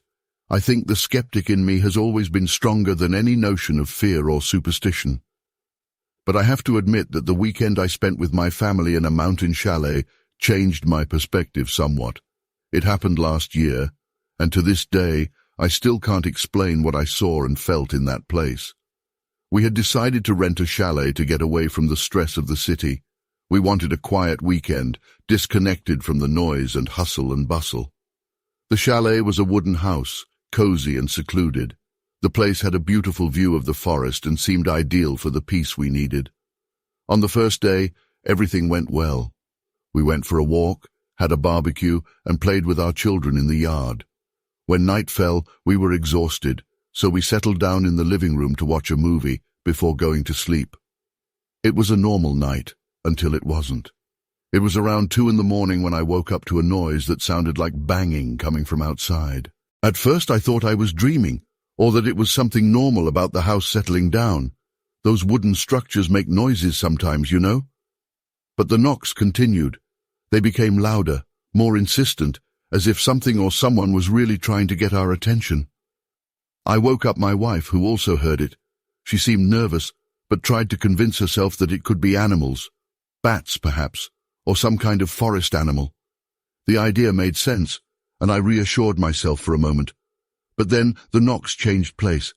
It was as if something was circling the cottage, knocking on one side, then the other. By this point, I was very alert and could no longer ignore it. I got up and went to the living room window. What I saw outside made my heart race. Something big had rushed past in the direction of the forest. It was only a silhouette, but it was huge, definitely no ordinary animal. I could only see it for a moment before it disappeared into the trees. I went back to the bedroom and told her what I had seen. My wife became even more worried. I couldn't think of anything else but to lock all the doors and windows, make sure the children were safe, and hope that the night would end soon. The rest of the night was tense. The sound of the knocks didn't return, but the absolute silence of the forest seemed even worse. I stayed awake, listening for any noise, ready to act if anything else happened. My wife was also awake, and I noticed that she was praying quietly, which made me even more uneasy. The children, luckily, didn't wake up and went to sleep without knowing anything. When the sun finally rose, that suffocating feeling seemed to dissipate a little. I decided to go out and investigate the yard. That's when I saw the footprints. They were huge. Nothing I knew could have left those marks. They were wide, deep footprints, running from the wall of the cottage to the edge of the forest. I tried to convince myself that they could be those of a bear, but deep down I knew they weren't. My wife suggested that we call ahead. My wife suggested we call the owner of the chalet. She was clearly worried and wanted to know if something like this had happened before. When the man answered, he was silent for a few seconds after we told him about the knocks and the footprints. Instead of explaining or trying to reassure us, he just said that it would be best if we left. He said it firmly, without giving any further details. It gave me goosebumps. I wanted to question him, to ask why, but something in his voice made me realize that he wasn't going to say anything else. He just wanted us to get out of there. We didn't argue. We started packing our things, and the tension in the air was palpable. The children asked why we were leaving so soon, and we said it was just a change of plans, trying to hide our nervousness. Every minute we spent there seemed like an eternity. When we finally left, I looked at the cottage through the car's rearview mirror. The house seemed quiet, as if nothing had happened. But the feeling I had as we drove away was one of immense relief, as if we were leaving something very bad behind. My wife also seemed relieved, and for the first time since we woke up, she smiled slightly. It was only then that I realized how tense I had been. Since then, we've avoided talking much about what happened. I can't explain what that thing was, and I may never find out. I just know that something wasn't right in that place. We never rented detached chalets again. To this day, when I hear a strange noise at night, my heart races, and I remember that early morning in the mountains. Something was watching us, and honestly, I think the best thing we did was walk away without looking back. I don't know if it was some forest creature, some strange person, or perhaps something worse. But I know one thing for sure. The owner of the chalet knew something he didn't want to tell us, and that haunts me more than anything else. The idea that there are places out there where inexplicable things just happen, and that some people know about it and just prefer not to talk about it. Since that day, I've learned that some questions are better left unasked.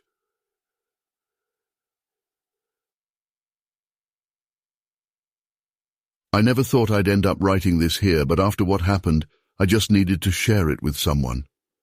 Maybe it's just to get it off my chest, or maybe it's because I still can't make sense of it. I've been a forest ranger for about 7 years now, and until recently, I'd say I'd seen it all. Wildlife encounters, reckless campers, even a few strange lights that I chalked up to tired eyes. But what I experienced that day was different. It's haunted me ever since, and no amount of rationalizing has helped me sleep better at night. It all started with a call from a group of campers. They sounded pretty shaken up, and their story was odd. They said they'd found a bunch of logs stacked up in a weird way, and it didn't look natural.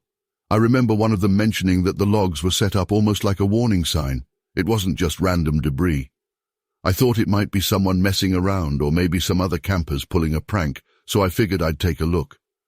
I was about 30 minutes away from the site, so I grabbed my gear, radioed my supervisor that I'd be investigating, and drove over. When I got to the area, I knew immediately that something was off. It wasn't just the logs, although they were definitely strange. They were stacked in an almost ritualistic way, interlocking like a deliberate pattern, and the ground around them looked untouched, which I found weird. Usually you can tell when someone's been messing around, footprints, disturbed dirt, but here it looked like the logs had just appeared. The quietness around me was what really got under my skin. The forest's usual hum, the rustling leaves, distant bird calls, was gone.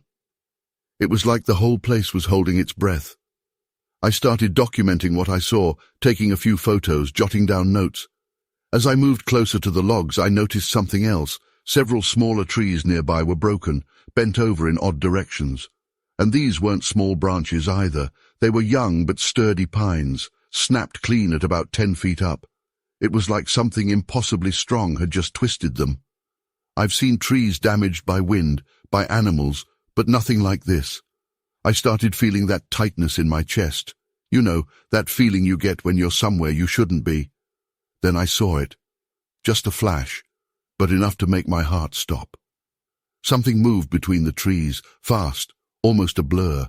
I couldn't make out any features, but it was tall, and it moved in a way that didn't make sense.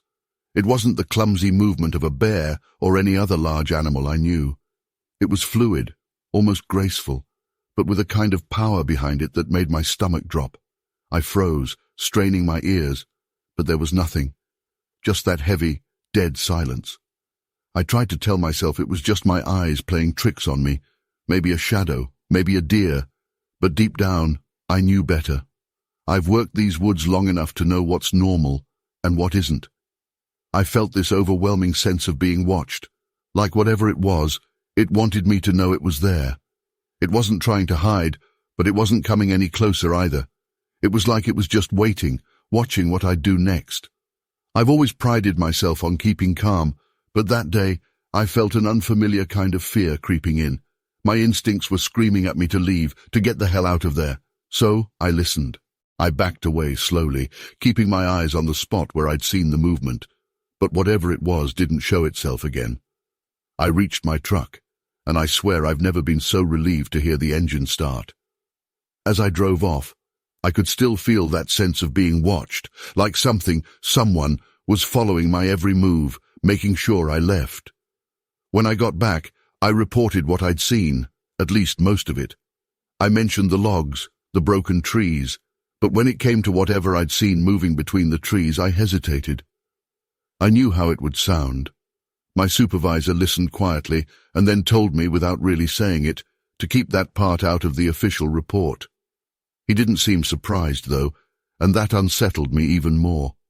He just looked at me for a moment and said, "Sometimes it's best to leave certain things alone." I knew what he meant. Some things in those woods weren't meant to be questioned. Since that day, I've avoided that area. I still do my rounds, still love my job, but I've learned to listen to that gut feeling more. Something about that place felt wrong, and I'm not eager to push my luck.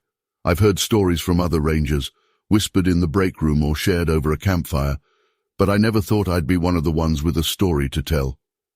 Now I get it. There are parts of the forest that don't belong to us, places where we're not welcome, and that day, I think I found one of them. The logs, the broken trees, that presence in the woods, I still think about it. I've tried to rationalize it, to explain it away, but I always come up short. It's not the kind of thing that leaves you. It sticks with you, creeping back into your mind when you least expect it. Every now and then I'll hear a twig snap in the distance, and my heart skips a beat, wondering if whatever I saw that day is still out there, watching, waiting for me to make the mistake of coming back. I'm not sure if sharing this will help anyone else, or if it'll just make me sound crazy, but I had to get it out there. If you're ever camping near an area where things seem a little too quiet, where the trees look twisted in ways they shouldn't be, maybe just trust your gut and leave. Some warnings aren't meant to be ignored. I learned that the hard way, and I don't think I'll ever forget it.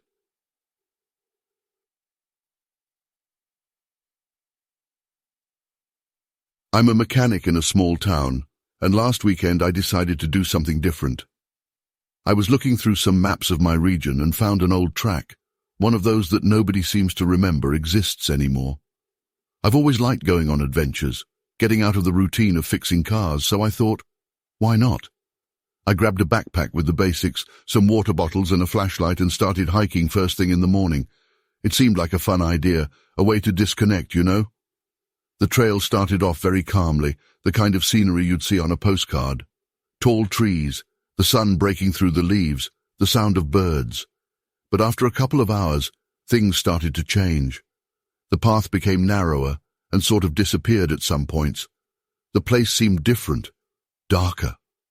That's when I came across a clearing that made my stomach churn a little. It was full of bones. They weren't big bones, they looked like small animals, rabbits or something. They were scattered all over the place, some white and clean, others with the remains of skin. I don't know why, but instead of turning around right there, I kept walking. That's when I saw a hut. It was very small and looked as if it had been abandoned a long time ago, with missing boards and peeling paint.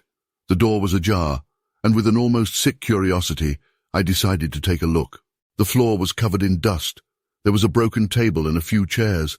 Nothing much, but the smell was strange, like mold mixed with something rotten.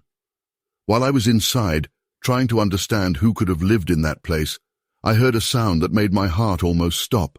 A grunt, strong and heavy, coming from the forest outside. It wasn't the sound of a small animal. It sounded like something big, something that shouldn't have been there. I stood frozen for a few seconds, trying to process it. I approached the broken window carefully, trying not to make any noise. That's when I saw it. A huge figure, with its back turned to me, standing at the edge of the clearing. It was too tall to be an ordinary person, and the way it moved, something was very wrong. She seemed to be crouching down, focused on something on the ground. I couldn't see what it was, but I had a horrible feeling that I shouldn't be there watching it. My whole body started shaking, and for a moment I was sure that if that thing turned around, I wouldn't stand a chance. I decided to leave the hut, slowly, quietly. Every step felt like a nightmare, my feet hardly touching the ground. I could only think of one thing, not to let the thing know I was there. I kept my eyes fixed on it as I moved away from the window and began to backtrack towards the exit of the clearing. I felt each dry leaf under my feet like a car alarm. The grunt echoed in my head, and the thing fortunately didn't move. When I got to a safe distance, I turned around and started walking faster. My heart was racing, and every noise in the forest seemed amplified. I didn't look back. I didn't even care if that figure had noticed me. All I wanted was to get out of there as quickly as possible. My legs were starting to fail me from nervousness, and all I could think about was what a huge mistake that trail had been. Finally, when I got back to the point where the path was clearer, I started running. I didn't care if I looked like an idiot running through the forest. Panic overtook me in a way I'd never felt before. I don't know how to explain it, but it was as if I had invaded something that wasn't meant to be seen, as if I had crossed an invisible line. I arrived at the car sweaty, panting, and got in without thinking twice. I started the engine and drove off as fast as I could, leaving that place behind. As I drove home, I tried to process what had just happened. I'm a practical person. I've never been one to believe in supernatural stories or anything like that. But what I saw there doesn't fit with anything I know. That figure, that grunt, and especially the sensation. I can't explain it. I just know that it felt wrong in a profound way. After that, I couldn't sleep properly. Every time I close my eyes, I see that clearing and that crouching thing. I haven't told anyone about it until now. Part of me thinks that maybe I imagined the whole thing, that it was some kind of illusion caused by tiredness. But another part knows it wasn't that. I was there, I felt it, and I know I never want to go back to that trail. The thing that scares me the most is that there was no sign that anyone had been there for years. Nothing but the bones and the hut. Who or what was there? Why was it there? These questions continue to haunt me, and I'm sure I'll never have answers. The only thing I know is that if anyone finds that map and thinks about following that trail, I'm going to say just one thing: don't do it. To this day, when I think of that day, I feel a shiver run up my spine. That clearing, the hut, and that figure, these are things I wish I could forget. But I can't. It's as if a part of me had stayed there, trapped in that moment, in that fear. I don't know what it was, and honestly, I'd rather never find out.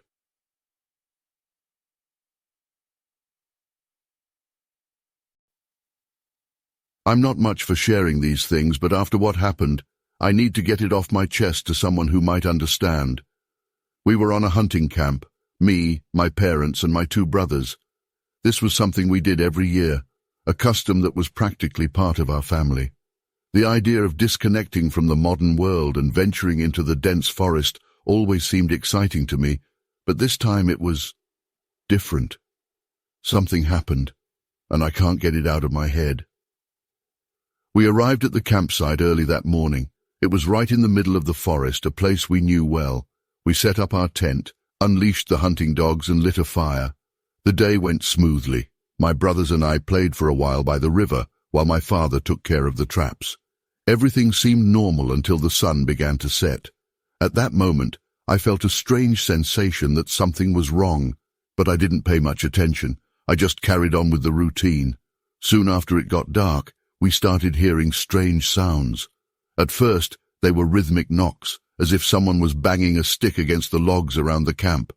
We thought it was the wind, you know. But the strange thing was that the knocks were too rhythmic, almost like a message. My dad even made a joking comment that maybe it was some local hunter trying to pull a prank.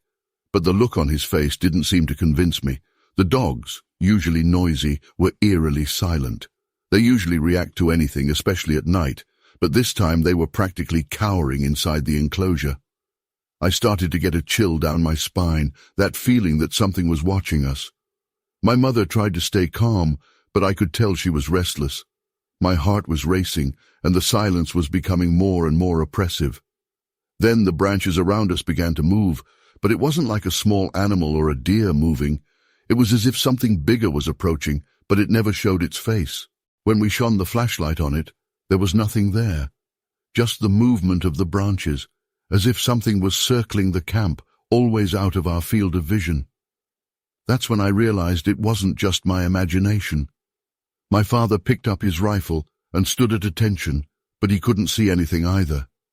The night was long, very long. Every sound seemed amplified, and the silence between the noises was even worse.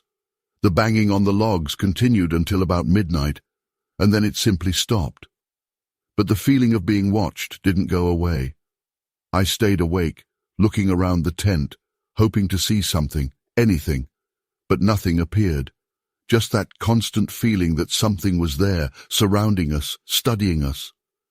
When dawn finally broke, it was an indescribable relief. I staggered out of the tent and went to the pen where the dogs were. They were cowering, and the strangest thing was that they didn't want to come out at all. They were trembling, something I'd never seen before. My younger brother, who had always been the bravest of us, was pale and didn't want to leave the camp either. Everyone knew something was wrong. That's when my older brother called us. He had gone out for a while to look for tracks, perhaps of a large animal that could have caused all that noise. But what he found wasn't normal. It was a footprint, a giant footprint, partially covered in dry leaves. It looked human, but it was too big and had a strange shape. My father looked at it for a few seconds and just shook his head. He didn't say anything, but the look on his face said it all. We needed to get out of there. It didn't take us long to get everything together and get ready to leave. The atmosphere was different. What had once seemed like a forest full of life was now eerily silent. There were no birds, no insects, nothing. Just that strange, oppressive silence. As we dismantled the camp, I felt that there was still something there just watching us, waiting. I avoided looking at the surrounding forest, afraid of what I might see. On the way back, the feeling didn't go away. It was as if something was following us, keeping a safe distance, but still present. The dogs were strange, constantly looking back and growling softly. My father was tense, and my mother didn't say anything, just held my younger brother's hand tightly. We didn't talk much during the walk back. It was as if we were all afraid that any sound would attract whatever was watching us. When we finally arrived back at the car, it was as if a huge weight had been lifted off our shoulders. We loaded up the dogs, put everything away, and left as quickly as possible. Nobody talked about what happened, and to this day, whenever we mention that trip, we quickly change the subject. It's as if we all knew something was wrong, but preferred to pretend it was just our imagination. Sometimes, when I'm alone at home and hear a strange noise outside, that feeling comes back. The feeling that there's something there, watching me. I don't know what it was that night, but I know it wasn't just an ordinary animal. Whatever it was, I hope I never meet it again.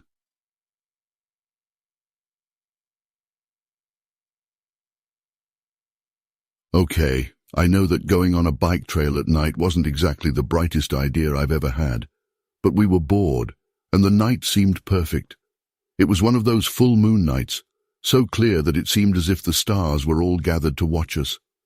My girlfriend and I have always liked to do things out of the ordinary, so we thought that a night hike, just by the light of the moon, would be incredible. We just didn't imagine it would be like this.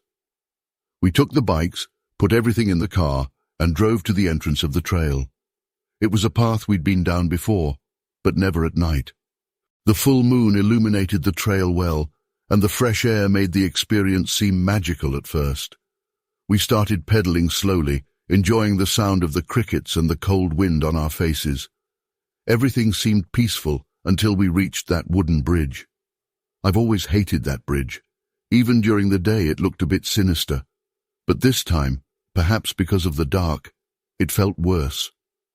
As soon as we entered the bridge, I heard a strange sound. The sound of footsteps, but not ours, nor the sound of bicycle wheels on wood. It was as if something heavy was behind us, following every pedal stroke, but without the characteristic sound of a bicycle. I looked at my girlfriend and saw that she had the same confused expression. We kept pedaling, trying to ignore whatever it was, but the feeling that something was behind us only increased. I glanced back and almost wished I hadn't. There, right on the edge of the moonlight, was a figure. Big, tall, and covered in fur. You couldn't see any details, but you could tell it was too big to be a person. It seemed to be keeping a safe distance away, as if it just wanted to be seen, without really getting close. My heart started beating faster, and I tried to ignore it, thinking that maybe it was just an illusion of light. But then I heard it again. Footsteps, heavy, rhythmic with our pedaling. We stopped the bikes, not knowing what to do, and the sound stopped too. It wasn't an echo, it wasn't an ordinary animal. It was something that was following us, and it knew we were aware of it. I looked again, and the figure had stopped too, just standing there, watching. I felt a shiver run up my back, and I could tell by the look on my girlfriend's face that she was terrified too. Whatever it was toying with us. We decided to pedal faster. I knew the car wasn't that far away, and the plan was simply to get there as quickly as possible. We pedaled faster and faster, and the footsteps behind us also accelerated, keeping the same pace. It was as if it didn't want to let us get away, but it wasn't exactly attacking either. It was a strange chase, full of a heavy silence and that frightening sound of footsteps. At one point my girlfriend started crying, and I tried to stay calm. I knew that if we freaked out it would be worse. I didn't want to look back again, but I felt that it was getting closer, as if it wanted us to know that we weren't going to escape so easily. Each pedal stroke felt like an eternity, and all I could think about was the car, the shelter it meant. It was the only place I felt we could be safe. Finally, we reached the parking lot. I almost threw myself off my bike and ran to the car. My girlfriend was already opening the passenger door when I managed to unlock the car. We got in, locked the doors, and for a second, everything went quiet. I looked back through the rear window. The figure was still there, now standing at the edge of the clearing where the car was parked. It didn't move. It just stood there, as if it knew it couldn't reach us anymore. I started the car with trembling hands, and we got out of there as quickly as possible. I didn't even have the courage to look in the rearview mirror. My girlfriend's breathing was heavy, and mine wasn't much better either. We drove in silence, trying to understand what had just happened, but it was impossible. How can you explain something that seems so unreal, but at the same time so tangible? I could still hear the footsteps, the weight of them, even when the silence took over the car. When we got home, none of us wanted to talk about what had happened. It was as if speaking out loud would make it more real, you know. We didn't sleep that night. We just lay there in silence, trying to make sense of it. But there was no sense in it. To this day, I can't forget the silhouette of that thing at the edge of the forest, watching as we escaped. As if it wanted us to know that it wasn't really over. I went back to the trail once, during the day, just to see if I could find any clues. But there was nothing, no footprints, no sign that anything out of the ordinary had happened there. My girlfriend refuses to go back, and honestly, I don't blame her. Sometimes I think it was some kind of collective hallucination, that our minds just played tricks on us. But then I remember the feeling of the footsteps, the heavy sound echoing off the wood, and I know it wasn't imagination. I don't know what it was. I don't know if it was an animal, a person, or something we just can't explain. All I know is that since that night, I've never looked at the full moon in the same way. It doesn't seem so magical anymore. It reminds me of that figure standing there watching, and of the icy fear I felt coursing through my veins. I guess some things are meant to be kept in the dark, and I never want to be curious enough to find out what it is. If anyone has had a similar experience, I'd love to hear it, because so far it still feels like a nightmare that I've never really woken up from.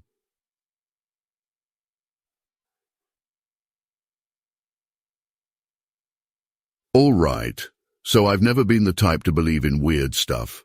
Ghosts, monsters, whatever. They always felt like things people made up to scare each other around campfires.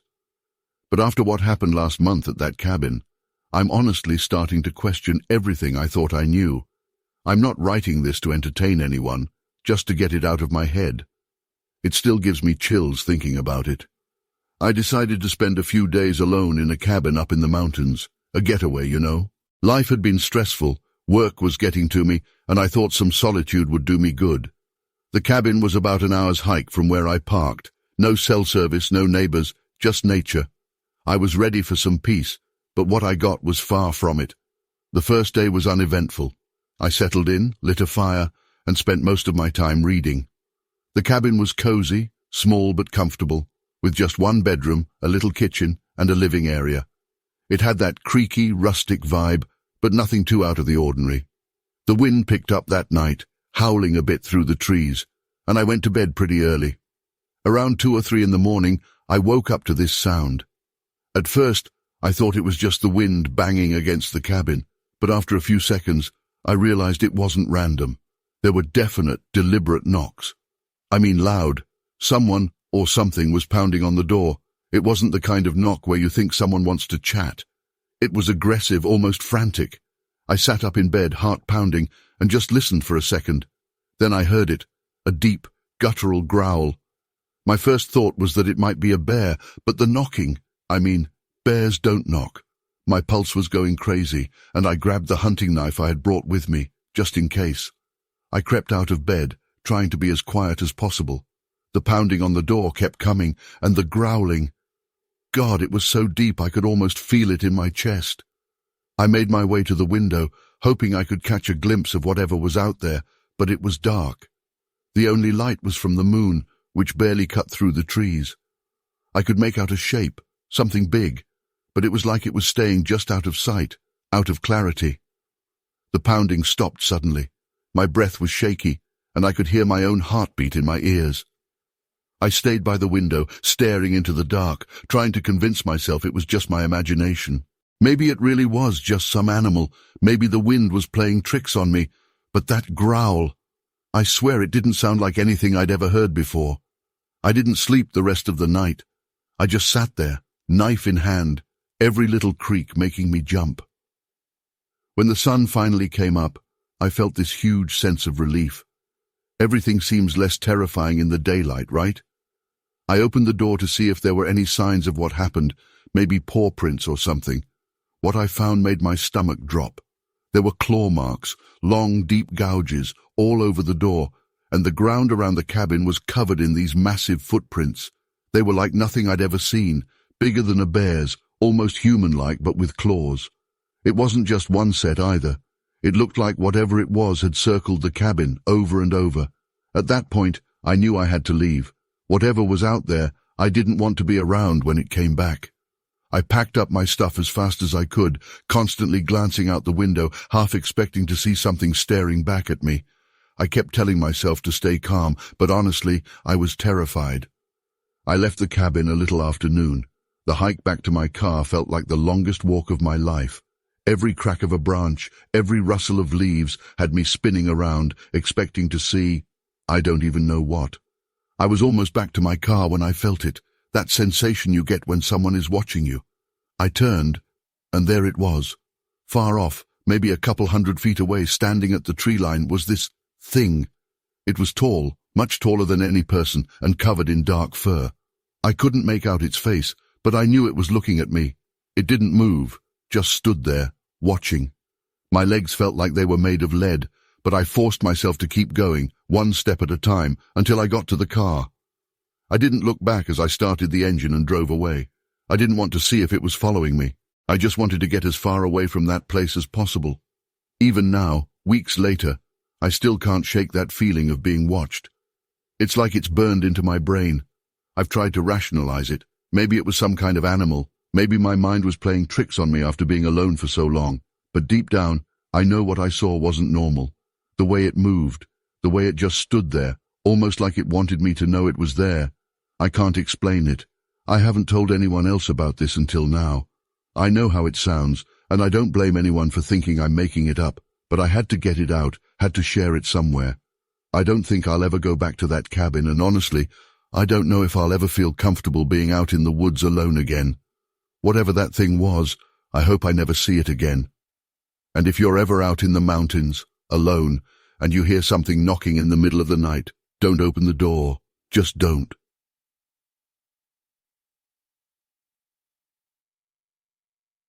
I've never been the type to share stories like this, but after all these years, it's still stuck in my mind. I feel like I need to get it out there and see if anyone else has experienced something similar. It happened when I was about 13 years old, during a weekend scout camp. It was supposed to be a fun getaway, campfires, hikes, the usual stuff, but that weekend turned into something that still sends shivers down my spine to this day. The camp was in this big forest area, far from any towns or main roads. On the second night, our scout leader decided we should do a night hike. It was supposed to build courage or whatever, but honestly, it just freaked me out. There's something about the woods at night, how everything looks different, how the shadows seem to move even when there's no wind. But we all went along with it, following in a single line, our flashlights bobbing as we walked. I remember my friend Alex was right behind me. He kept making jokes to keep us from getting too scared, but I could hear the edge in his voice.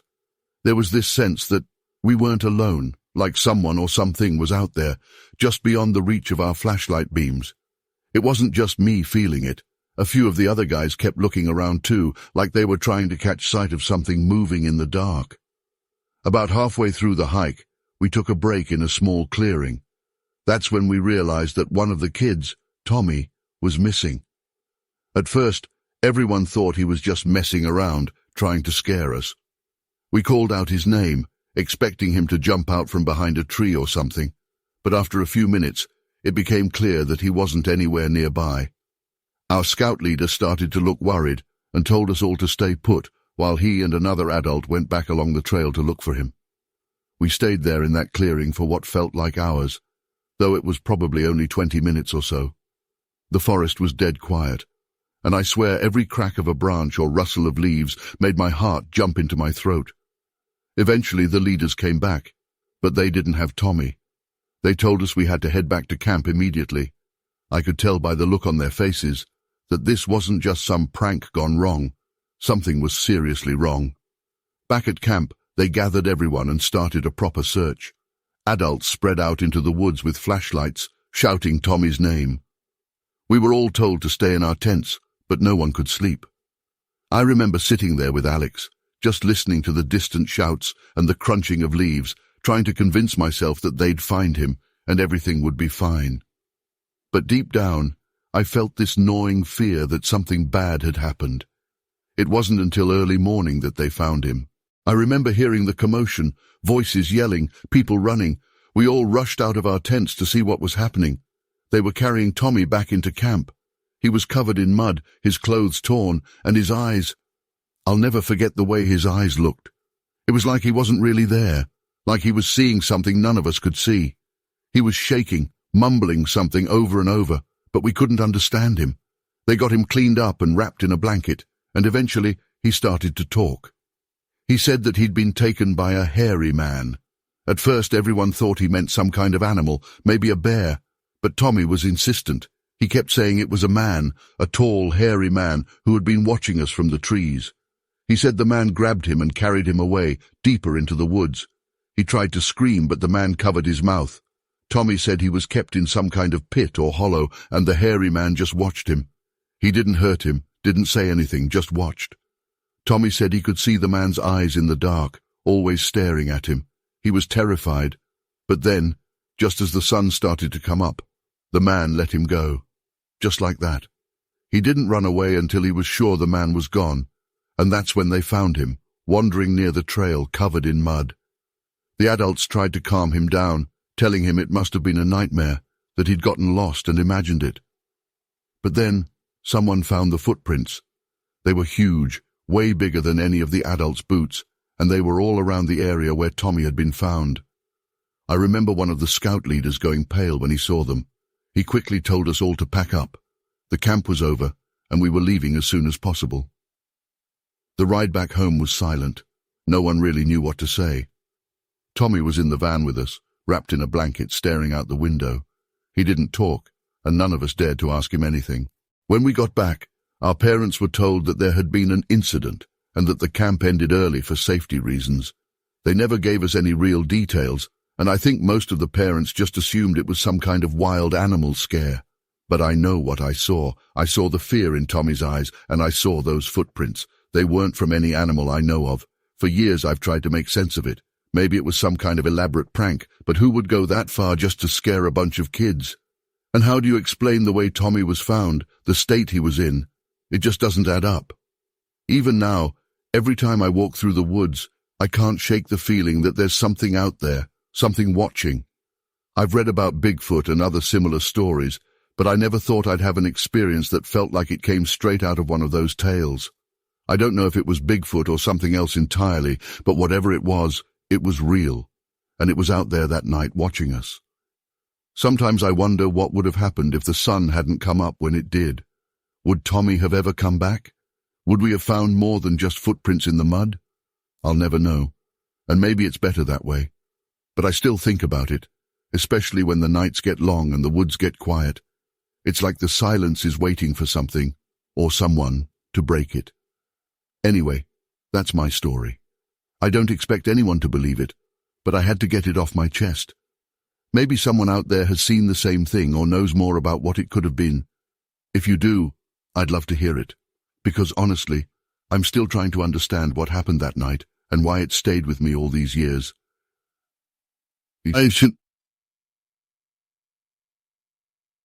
I don't usually share this kind of thing, but I still find myself thinking about what happened on that winter trail, so I thought maybe sharing the story here would help me process everything. It happened to me and my friend Paulo about 2 years ago. We decided to go hiking in a mountain reserve near the city. It was winter, and the trail was practically deserted. Perfect, we thought. The idea was to enjoy the silence and the view of the snow-capped mountains. Everything seemed normal at first. The cold air made that crackling sound when we took a deep breath, and the crunchy snow under our feet was almost relaxing. The trail was empty, as we had imagined, and that even cheered us up. It was one of those days when nature seemed to be ours alone, you know? But after an hour of walking, something changed. I started to hear strange sounds, something like branches breaking. But it wasn't just that, it was more heavy, as if someone or something was walking that way off the trail. I looked at Paulo, but he didn't seem to notice. Every few minutes I heard it again, branches snapping, a dry noise, like someone breaking a piece of wood. I tried not to think about it too much, but the sounds continued. And the weirdest thing? I couldn't see anything. I kept looking between the trees, trying to find something, an animal perhaps, but there was nothing visible. And that's when the chill began to run down my spine. When I finally mentioned it to Paulo, he just shrugged and said it must be some small animal, a squirrel or something. But I don't know, there was something strange about it. I began to feel a bizarre sensation of being watched. It wasn't paranoia, it was more instinctive, as if my body knew before my mind did. Paulo tried to reassure me, and I tried to let it go, but soon he started to get restless too. He even laughed a little and said that maybe we were imagining things, but I could see that he was starting to feel uncomfortable too. That's when it got weirder. Suddenly, I saw a shadow, something big, moving between the trees, right at the edge of my field of vision. It was as if the shadow was moving along with us, but when I looked directly, there was nothing there. I didn't say anything to Paulo at the time, because I already thought it was my head playing tricks on me. But then he suddenly stopped and stared into the trees. When I asked him what he'd seen, he just shook his head and said, "There's something big over there. Hairy, I think." I felt my stomach sink. I was still trying to convince myself that it was some normal animal until a horrible smell began to surround us. It was like rotten meat mixed with a strong smell of damp earth, something almost nauseating. Paulo looked at me, and I could see in his eyes that he was really scared. The smell was so intense that it seemed to permeate our clothes, and worst of all, it came and went, as if it was moving towards and away from us, circling us. That's when we decided to turn around. We didn't say much, just nodded and started walking back much faster. But the sounds didn't stop. It seemed that every step we took was closely monitored, and the sound of branches breaking was getting closer and closer. I tried not to look away, but curiosity and fear were too much. Every time I looked, I had the impression of seeing something moving, always too fast for me to identify. The sound of footsteps, or whatever it was practically on our tail. At a certain point, Paulo started to run, and I followed. The feeling of being watched was so intense that it seemed as if at any moment something was going to pull us off the trail. My heart was pounding, and the smell kept coming in waves, stronger and stronger. I can't say how long we ran, but it seemed like an eternity before we finally spotted the start of the trail where our car was parked. When we finally got there, the feeling of relief was enormous. We got into the car without exchanging a word and slammed the door. Paulo started the car, and I looked back at the entrance to the trail. There was nothing there. No shadow, no movement. But I could still smell it, faintly, almost like a remnant of what had been. Paulo smelled it too, and I could tell because he looked at me and then sniffed his own shirt, frowning. On the way back, we tried to rationalize what had happened. Maybe it was just animals, maybe our minds had exaggerated things, but none of that explained the smell or the shadows that seemed to move with us. After a while, we simply gave up talking about it. It was as if talking made everything seem more real, more frightening. And the truth was that none of us wanted to admit how much it had terrified us.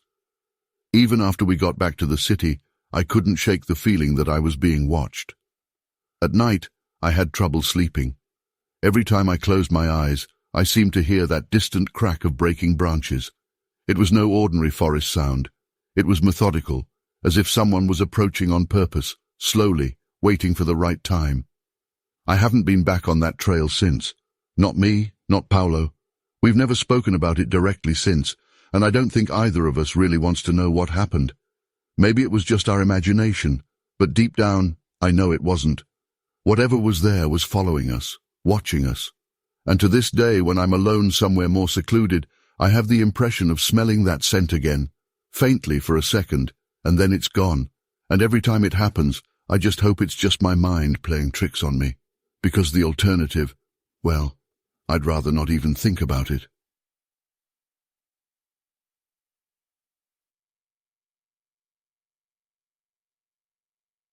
I'll try to be straightforward here because just remembering it sends a shiver down my spine. I lived in a trailer, right on the edge of a dense forest. It was secluded, just the way I'd always wanted it, and I'd never had any problems with neighbors or wild animals that I couldn't handle. The peace and quiet was perfect.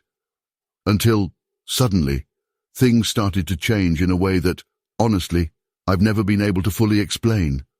It all started with little things. I would wake up in the morning and see footprints all around the trailer.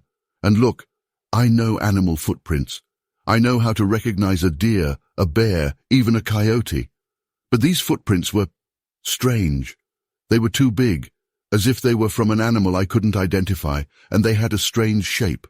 They weren't round like those of a bear, nor were they narrow like those of a deer.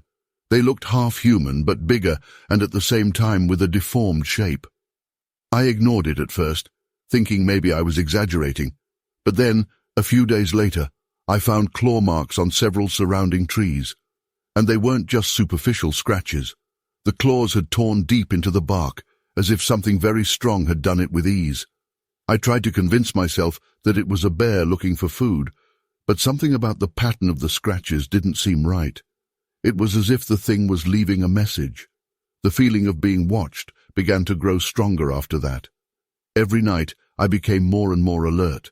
It was as if I sensed that something was nearby, but I could never see anything. Until one night, I woke up to the whole trailer swaying. It wasn't a strong wind or a fallen tree. It was as if something was literally pushing the trailer from side to side. My heart raced, and I felt that chill in my stomach that only comes when you know you're really in danger. I grabbed the flashlight, trying not to make a sound, and went outside to see what was going on. As soon as I stepped outside, the silence of the night seemed even more oppressive. The light from the flashlight illuminated the floor, and I could hardly breathe. That's when I saw it. A silhouette. Big. Much bigger than anything I'd ever seen. Hairy, with a posture that looked almost human, but totally wrong. The thing was about 20 meters away, right on the edge of the area illuminated by my flashlight. As soon as the light hit it, it turned and disappeared into the darkness of the forest, incredibly fast for something that size. I stumbled back into the trailer and shut the door so tightly that I woke up to the sound of my own hands shaking. I couldn't sleep for the rest of the night. I just sat there, listening for any sound that might indicate that it was coming back, but it didn't, at least not that night. Even so, the feeling of being too vulnerable was overwhelming. I was in the middle of nowhere, and honestly, any help was too far away if I really needed it. By the next morning, I knew I couldn't stay there any longer. I always thought I was the kind of guy who could handle the unknown, but this was different. It was as if I was being warned somehow, as if it wanted to make me understand that this was no longer my place. I spent the day taking everything apart and packing my things. Every little noise in the forest made my heart race. I had never felt so vulnerable in my life. When I finally got the trailer started and started driving out of that place, it was as if an immense weight had been lifted off my shoulders. I glanced in the rearview mirror a few times as the forest fell away behind me, and I swore I saw something moving between the trees. But it could have just been my head playing tricks. In any case, I had no intention of stopping to find out. I kept driving until I reached an area closer to the city, a place where I could hear the sound of other people around me. After I moved, I never had any problems like that again. It's as if it was linked to that specific place, as if I had crossed an invisible boundary that I shouldn't have crossed. I've never been able to figure out what exactly that thing was. I even thought about looking for a wildlife expert or something, but deep down, I think I'd rather not know. The less I think about it, the better. Even now, I sometimes have dreams about that night. Dreams where I get out of the trailer and the flashlight doesn't come on, or dreams where the thing is closer, and I can see details I couldn't that night. The eyes, the teeth, the claws. I always wake up in a cold sweat, but luckily, when I open my eyes, I'm safe, far from the forest. I don't know what it was. I don't know if it was something anyone else has ever seen, but I do know that I never want to go near that place again. I've always liked the idea of living close to nature, but after this experience, I realize that there are things out there that we just don't want to understand. Some parts of the forest are too dark, too old. And frankly, I prefer to leave the mystery there, quiet, where it belongs. The peace I was looking for living there became something that had nothing to do with isolation. Now, peace is knowing that it's behind me and that I'm safe, far away from that place.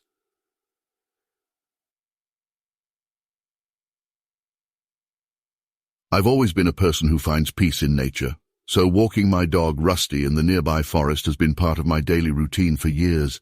It's one of those places where you can hear your own thoughts, the wind rustling through the leaves, and birds singing in the distance. Rusty loves it too. He's a big German shepherd, always excited to explore, sniffing every tree, every path. That day started out like any other, but looking back, I wish I'd just stayed home. We were about half an hour into our usual loop when I noticed Rusty's demeanor change. Normally, he'd be pulling a bit ahead, ears perked up, tail wagging. But suddenly, he stopped dead in his tracks. His ears flattened, his tail tucked slightly between his legs, and he started sniffing the air in a way I'd never seen him do before. It was like he was trying to catch a scent that was faint but deeply troubling to him. He looked up at me, and there was something in his eyes. Confusion, maybe even fear. I tried to coax him along, but Rusty wouldn't budge.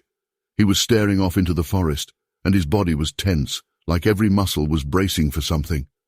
I called his name, tried to make it sound cheerful, but he wasn't having it. Instead, he let out a low growl, his gaze fixed on a cluster of trees a little ways ahead. The hairs on the back of my neck stood up. I couldn't see anything unusual, but Rusty's behavior was making me uneasy. He's not the type of dog to scare easily. Then, out of nowhere, Rusty started barking, not the kind of bark he does when he sees a squirrel or a rabbit. This was different. It was deep, almost frantic, and aimed directly at some point between the trees. My heart started to pound. I strained my eyes, squinting to see what had caught his attention, but there was nothing there. Just trees, shadows, and the usual undergrowth. But Rusty was acting like there was something, or someone, there. He'd lunge forward, then stop, his barking growing louder and more urgent. I felt a cold chill run through me. I've always trusted Rusty's instincts, and in that moment, all I wanted was to get the hell out of there. But before I could even turn around, I heard it, the sound of branches snapping. It wasn't just a single twig breaking, it sounded like something big was moving through the forest, something heavy enough to crack thick branches. I froze, my eyes darted around, and that's when I saw it, or at least, I think I did. In the distance, between the thick tree trunks, there was a shadow, a massive, fleeting shape that seemed to move just out of view. It was tall, covered in something dark and shaggy, but it was there only for a second before disappearing deeper into the forest. I know how this sounds, but I swear I wasn't imagining it. Rusty was going berserk, and I was struggling to keep him from pulling me towards whatever it was. My instincts kicked in, and I yanked Rusty's leash, turning back the way we came. I walked as fast as I could without breaking into a run. I didn't want to look back. The whole time, I felt this awful prickling sensation, like eyes were on me, watching, waiting. Rusty kept looking over his shoulder too, growling softly now, his ears still pinned back. I could hear my own breath, shallow and quick, and the crunch of leaves under my boots. Every sound felt amplified, the rustle of leaves, the creaking of branches, like the forest itself was alive and on edge. We finally made it back to the trailhead, and I've never been so relieved to see my car. I practically dragged Rusty to it, my hands shaking as I fumbled for the keys. Just as I opened the door, I swear I heard something, a low, almost guttural noise coming from somewhere behind us. It wasn't like any animal I've heard before. It sounded wrong, like a mix between a growl and a groan, echoing through the trees. I didn't stick around to figure out what it was. I got Rusty into the car, jumped in, and slammed the door shut. As I drove away, I couldn't shake the feeling that we were still being watched. Even with the windows up and the forest fading behind us, that uneasy feeling lingered. Rusty had his head down, panting heavily, and every few seconds he'd glance back towards the forest, his ears still twitching. I've never seen him like that before, and it terrified me more than anything else. Dogs know things. They sense things we can't, and whatever was out there had shaken him to his core. I haven't been back to that part of the forest since. I've taken Rusty on walks in different areas, places that are open, with lots of people around. He's been fine, back to his old self, but I can't forget the way he acted that day. I can't forget the barking, the shadow, the feeling of being watched. I've tried to rationalize it. Maybe it was a bear, maybe some kind of prankster in a costume, but nothing really fits. Whatever it wasn't something I ever want to encounter again. I still think about it sometimes, especially at night when everything is quiet. I'll hear a branch snap outside, or Rusty will perk up his ears, and my mind goes straight back to that day.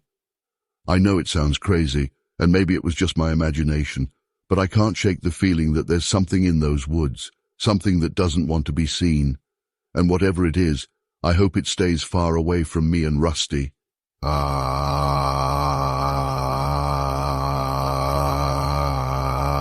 I've never been much of a believer in supernatural things.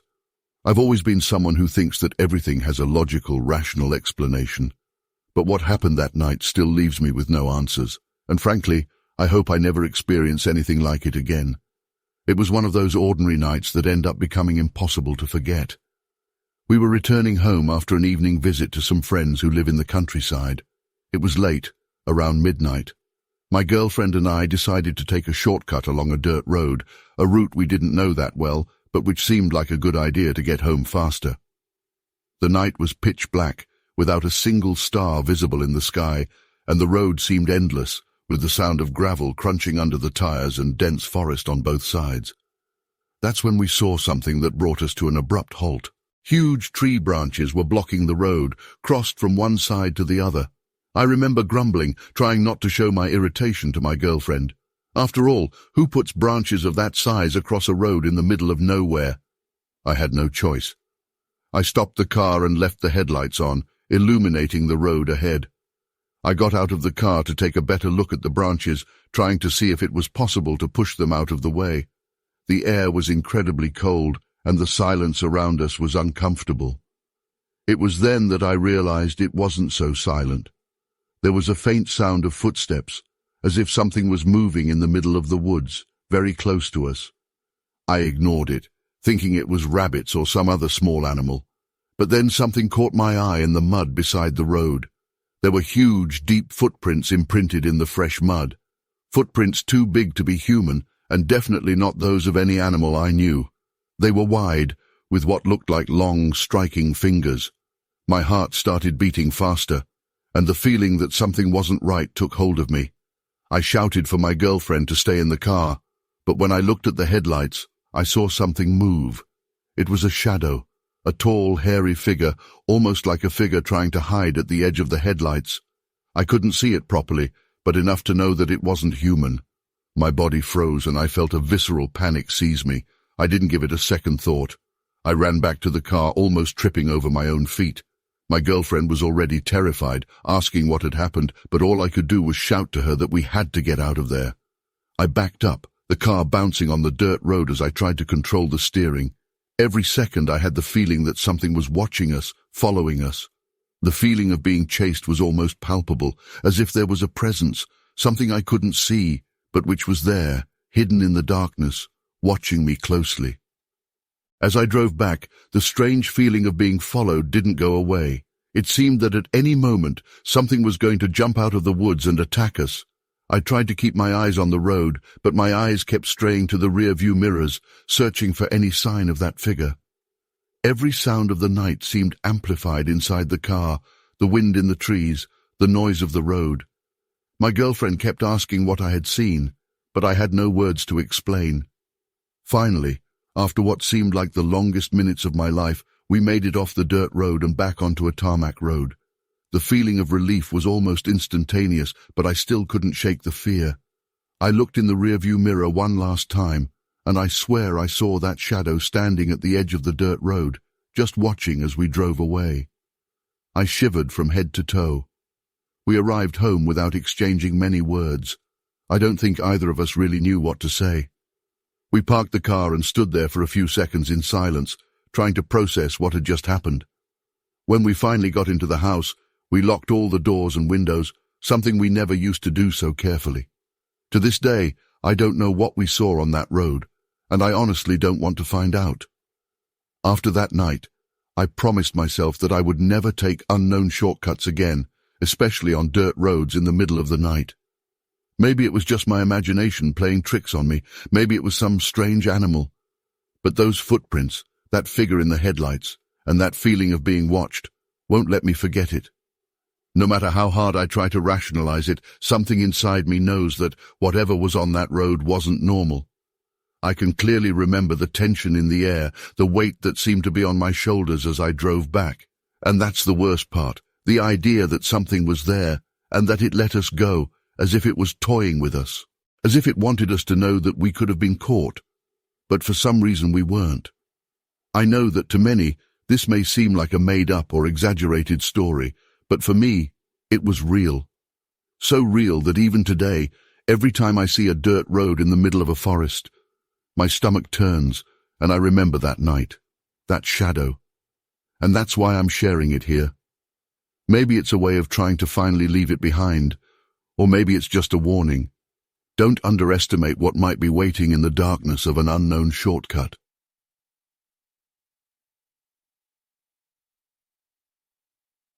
I've been a hunter for as long as you posso remember, and I've always preferred the peace of the forest at night. There's something about the darkness that sharpens your senses, makes you feel alive. It's been my ritual for years, just me, my rifle, and the cold quiet of the woods. Until one night, something changed that forever. It was around 1 a.m. when I headed out to a spot deep in the woods that I know well. No trails, no other people, just silence. The moon was out but hidden behind clouds, so I relied on my flashlight to navigate. It was a slow night, not a deer in sight, not even the rustle of small critters. The air was heavy, almost too still, but I shrugged it off. I've been out alone plenty of times, and I've never had a reason to feel unsafe. After a few hours without anything to show for it, I was about to pack up. Then, out of nowhere, I heard this sharp crack, like a branch snapping but louder. It echoed through the trees, and I just froze. My first thought was that maybe a deer finally came through, but as I waited, something felt off. I could feel this weird heaviness, like the air had suddenly become thick, and a chill ran down my spine. I scanned around with my flashlight, moving slowly, taking in every inch of the trees. That's when I saw them, a pair of eyes, shining back at me. They were reflecting the light, which at first made me think maybe it was an animal. But these eyes were way too high off the ground. I'm about 6 feet tall, and these were at least another 2 feet above me. I remember feeling this jolt of fear, like my body understood the danger before my brain could catch up. My heart was pounding as I tried to make out the shape behind those eyes. I couldn't see much, just a dark outline, tall and bulky. It wasn't a deer, that much I knew for sure. I stood there trying to convince myself that it was maybe just a trick of the light or my tired mind. But the longer I stared, the more I could feel it. Something was watching me, really watching me. And it wasn't afraid. I've never felt threatened in the woods before. I've always been the one in control, the one with the weapon. But that night, standing there with those eyes fixed on me, I felt like prey. I slowly lowered my flashlight and turned away, keeping my movements deliberate. I've heard enough stories to know that running is the worst thing you can do. My plan was simple: get out of there, steady and calm, and never look back. But as I started walking, I heard it. Heavy, deliberate footsteps behind me. Not the kind you'd hear from a deer or a bear, but something bipedal, something with weight. Each step matched mine, crunching through the underbrush, getting closer whenever I tried to speed up. I didn't dare look back. My gut told me that whatever it was, I didn't want to see it up close. I've never felt panic like that before. I could feel the sweat trickling down my face, my breath coming out in shaky puffs.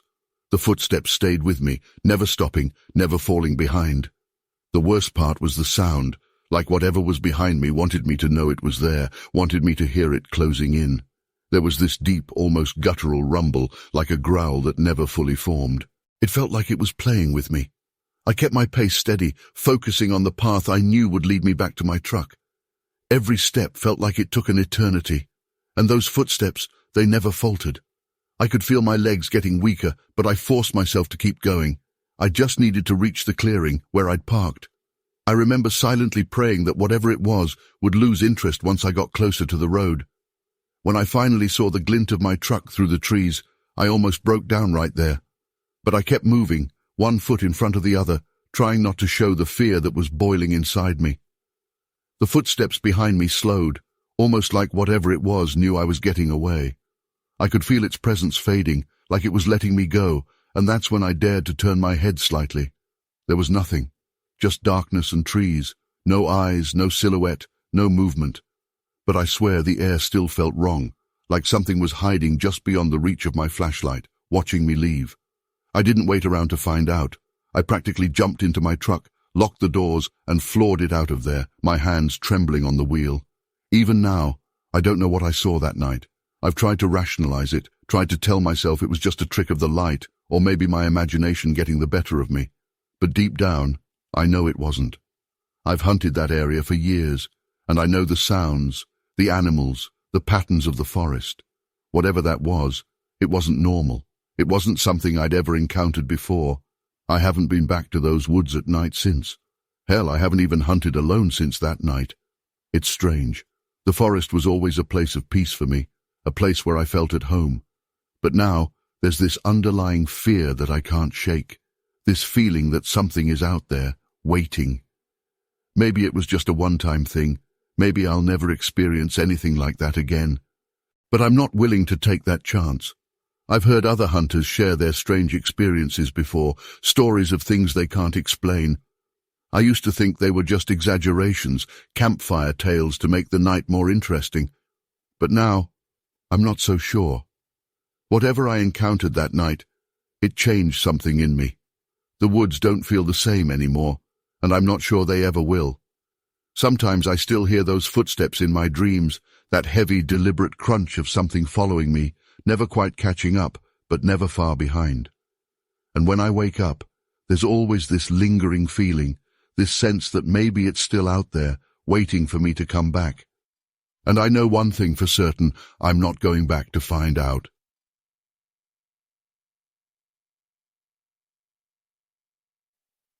Last year, my wife and I had one of the creepiest nights of our lives.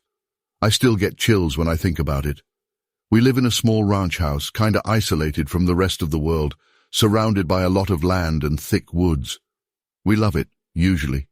The peace, the space, the animals. But after that night, I don't know if I'll ever feel entirely safe out there again. It all started when we heard about the big storm coming in. Weather can get pretty rough where we are, and we know the drill. You have to be ready for anything, power outages, fallen trees, whatever. So we stocked up on supplies, made sure everything was secure around the house, and hunkered down for what we expected would be just another stormy night. But this one, it was different.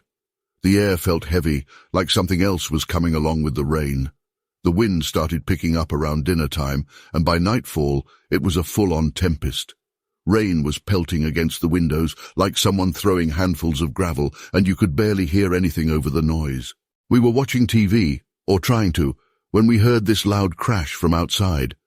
It wasn't like the wind or a tree branch falling. It sounded deliberate almost, like something big had hit our tool shed. I remember turning to my wife, and her face was already pale. We both knew that sound had come from the shed.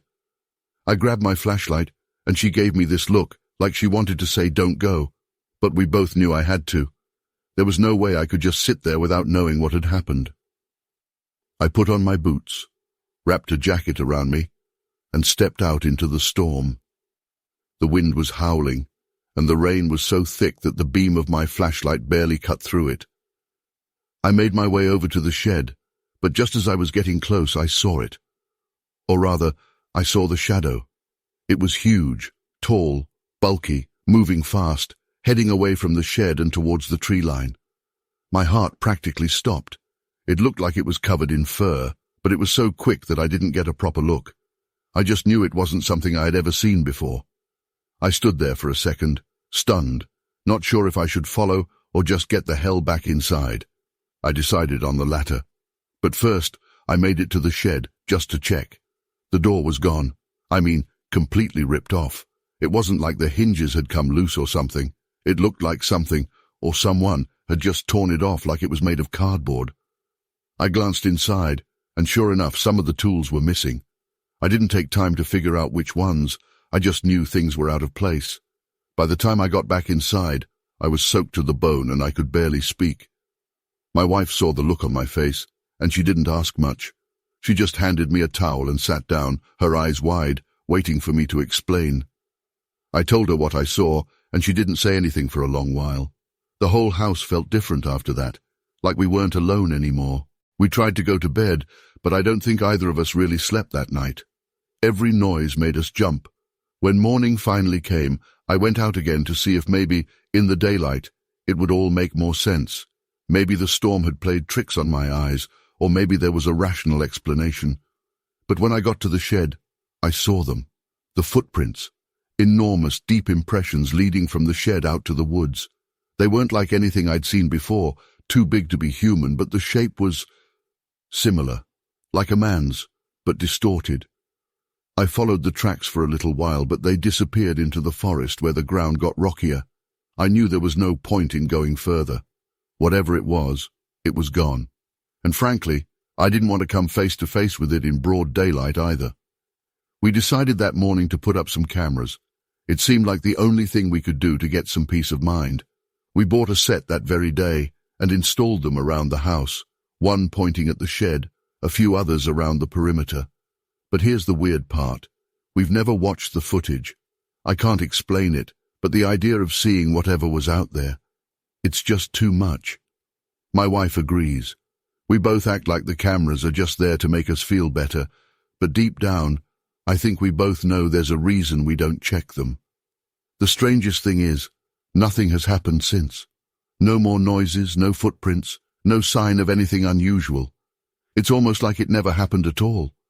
Except for the shed door, we had to replace it, and the new one still doesn't quite fit right. A reminder that something, someone, was really there that night. I try to rationalize it, tell myself it was just some animal, maybe a bear that got too close because of the storm. But bears don't walk on two legs, and they definitely don't leave prints like that. Whatever it was, it's still out there, and sometimes, on stormy nights, I find myself listening for that sound again, half hoping I'll never hear it, half scared that I will. I wish I could say there was some big revelation or that I figured out what it was, but there's not. It just happened, and now it's part of our lives, this weird, terrifying thing that neither of us can really explain. We still live at the ranch. We still love it mostly. But I think a part of me will always be waiting for that shadow to come back, for those footsteps to appear in the mud again. It's been months now, and nothing. But I know what I saw that night, and I know it wasn't just the storm. Sometimes I think about watching the footage, but I stop myself every time. Because if I see something there, then what? And if I see nothing, well, maybe that would be even worse. So for now, the cameras stay untouched, and we go on pretending that night was just a bad dream. But deep down, I think we both know better. We know something's out there, and it knows about us too.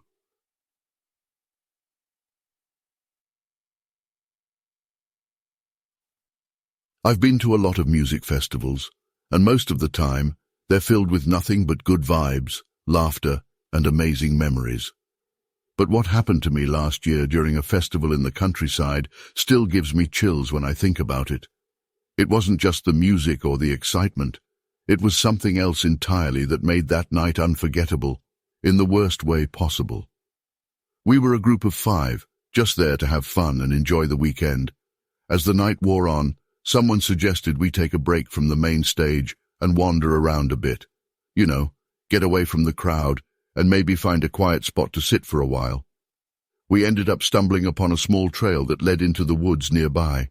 It was dark, but we had our phones and figured we'd be fine, just out there for a little adventure. The music was still faintly playing in the background, but as we walked deeper, the sounds of the festival seemed to fade away, replaced by the quiet rustle of leaves and the occasional creak of tree branches. I wasn't nervous at first, but something about the atmosphere felt strange. It wasn't long before we heard it, the sound of something moving nearby, just soft, subtle rustling, like something big shifting through the trees. We all stopped, looked at each other and laughed it off, but I could tell that everyone else was starting to feel uneasy too. Then someone, I think it was my friend Daniel, pulled out his phone to shine some light around us. The beam from his flashlight flickered over the underbrush, and for just a second, I swear I saw something moving between the trees. It was tall, at least 7 feet, and covered in what looked like matted fur. It moved so quickly, it was almost like it vanished into the darkness as soon as the light touched it. I tried to laugh it off, but my stomach dropped, and I could see the nervous glances everyone else was exchanging. We decided that maybe it was time to head back to the festival grounds. The fun of exploring was quickly wearing off. As we turned around, we realized something was wrong. One of the jackets we'd draped over a low branch had disappeared. It sounds stupid, I know, but it freaked us out. We hadn't heard anyone else around, and the trail was pretty secluded. Who would just sneak up and take a jacket? And why? We started to pick up the pace, feeling the eerie silence of the forest around us. There was a growing sense that we weren't alone, and I couldn't shake the feeling that something, or someone, was watching us. My heart was pounding, and I remember feeling this rush of adrenaline, wanting nothing more than to get out of there. By the time we made it back to the main festival area, it felt like we had stepped into a different world. The lights, the music, the crowd, it all felt surreal after what we had just experienced. We tried to laugh about it, but I could see that no one was really in the mood to joke. There was a heaviness in the air, like we had just narrowly avoided something we couldn't explain. We all agreed, without even really discussing it, to stick close to the bigger crowd for the rest of the night. Even the music, which had seemed so full of life before, felt off, like I couldn't fully relax or enjoy it anymore. When morning finally came, we all packed up and left as soon as we could. Later, we heard that the festival organizers had decided to put up signs and barriers to keep people from wandering into the woods at night. They didn't say why, but I have a feeling it was because of us, or maybe because we weren't the only ones who had seen something. To this day, I have no idea what it was that we encountered, but I still think about that tall, shadowy figure moving between the trees. It felt real, too real. And even though I try to convince myself it was just a trick of the light, or maybe even someone playing a prank, there's a part of me that knows it wasn't something so simple. I haven't been back to that festival since, and honestly, I don't think I ever will.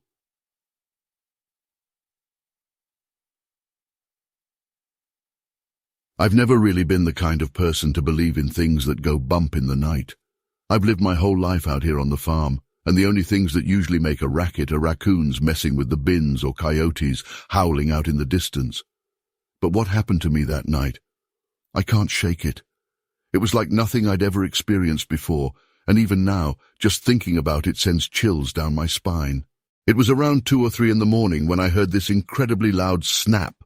It sounded like a tree branch had just exploded, the kind of sound that makes you sit up straight in bed without even realizing it. My wife was still asleep beside me, snoring softly, so I figured it couldn't have been inside the house. I tried to ignore it, but something about that noise just felt wrong. It wasn't until a few minutes later, when I heard the cattle getting restless, that I finally decided to get up and check it out. I slipped on my boots, grabbed the old flashlight I keep by the door, and stepped outside. The cold air hit me right away, and I remember wishing I'd grabbed my jacket. The yard was eerily quiet, except for the occasional snort and shuffling from the cattle. I walked towards the direction I thought the sound had come from, and that's when I saw it. The fence that separates my property from the forest had been completely knocked down, like something just barreled right through it. I felt my heart drop when I noticed one of my cows was missing. I counted twice, and yeah, sure enough, Daisy, my biggest heifer, was gone. My first thought was rustlers, but something didn't add up. There were no tire tracks, no signs of anyone else having been around. Then I saw it, these deep gouges in the ground, like something heavy had been dragged across the dirt, leading directly into the woods. I don't know what made me follow the tracks. I should have just gone back inside, but there was something almost magnetic about them. The flashlight flickered a bit, and I swear in that moment I almost turned back, but I didn't. I pushed forward, my breath fogging in the cold air as I followed those strange, deep ruts, my boots crunching on the frost-tipped grass. It wasn't far from the edge of the woods where I saw it. A footprint. I mean, it looked like a footprint, but it was huge, like the size of my torso, huge. It had 5 toes, just like a human, but it was deeply pressed into the earth. I remember standing there, just staring at it, trying to make sense of what I was looking at. My mind was racing, and every hair on my body was standing on end. It felt like I was being watched. I suddenly felt this wave of dread wash over me, like I needed to get out of there, and fast. I turned around, almost tripping over myself in the process, and headed straight back to the house. I didn't stop to look back. I didn't even want to know what might be standing in the darkness behind me. I made it to the porch, slammed the door shut, and locked it. I went around the whole house, locking every window, every door. My hands were shaking so badly I almost dropped the keys. I didn't sleep at all that night. I just sat there in the living room staring at the door, waiting for I don't even know what. I kept expecting to hear something else, another snap, a knock, anything. But it was just silence, the kind of silence that feels heavy, like the world is holding its breath. When morning finally came, I felt like I'd aged 10 years. I told a few of my neighbors about it later that day. They're good folks, practical people, not the kind to get worked up over nothing. But when I told them about the fence, the missing cow, and that footprint, they just exchanged these glances. One of them, old Jim, told me I should reinforce the fence and whatever I do, not go out there alone at night again. He didn't elaborate, and I didn't push him for more.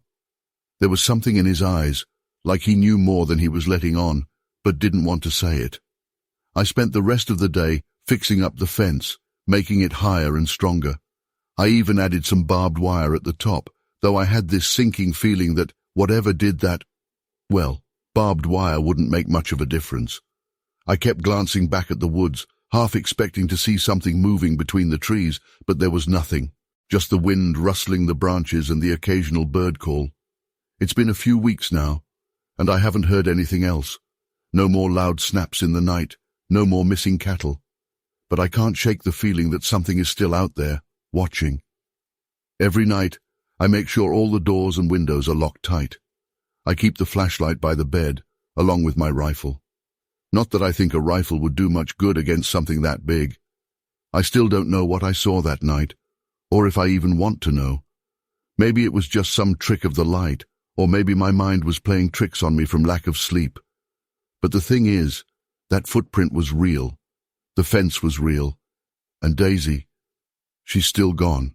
Sometimes, late at night, I think I hear something out there, not close but far off in the woods, a low, distant sound, almost like a moan. I tell myself it's just the wind, but deep down I know it's not. I'm not the only one either. Jim hasn't been himself since I told him what happened. He's quieter, keeps to himself more. The other day, I saw him nailing a horseshoe above his front door, muttering something under his breath. It's like whatever I saw that night, it's got the whole area spooked. People don't stay out late anymore, and the kids aren't allowed to play near the woods. I wish I had some kind of conclusion for you, something that would make all of this make sense. But I don't. All I know is, something came through my property that night. Something big, something strong enough to rip down a fence and drag away a full-grown cow. And whatever it was It left that footprint behind as a reminder that there's still a lot out there that we don't understand. And sometimes it's better to just leave it that way. So, yeah, that's my story. I don't know if anyone will believe me, and honestly, I wouldn't blame you if you didn't. But I had to get it off my chest. Just be careful out there, especially if you live near the woods. You never really know what's lurking in the dark.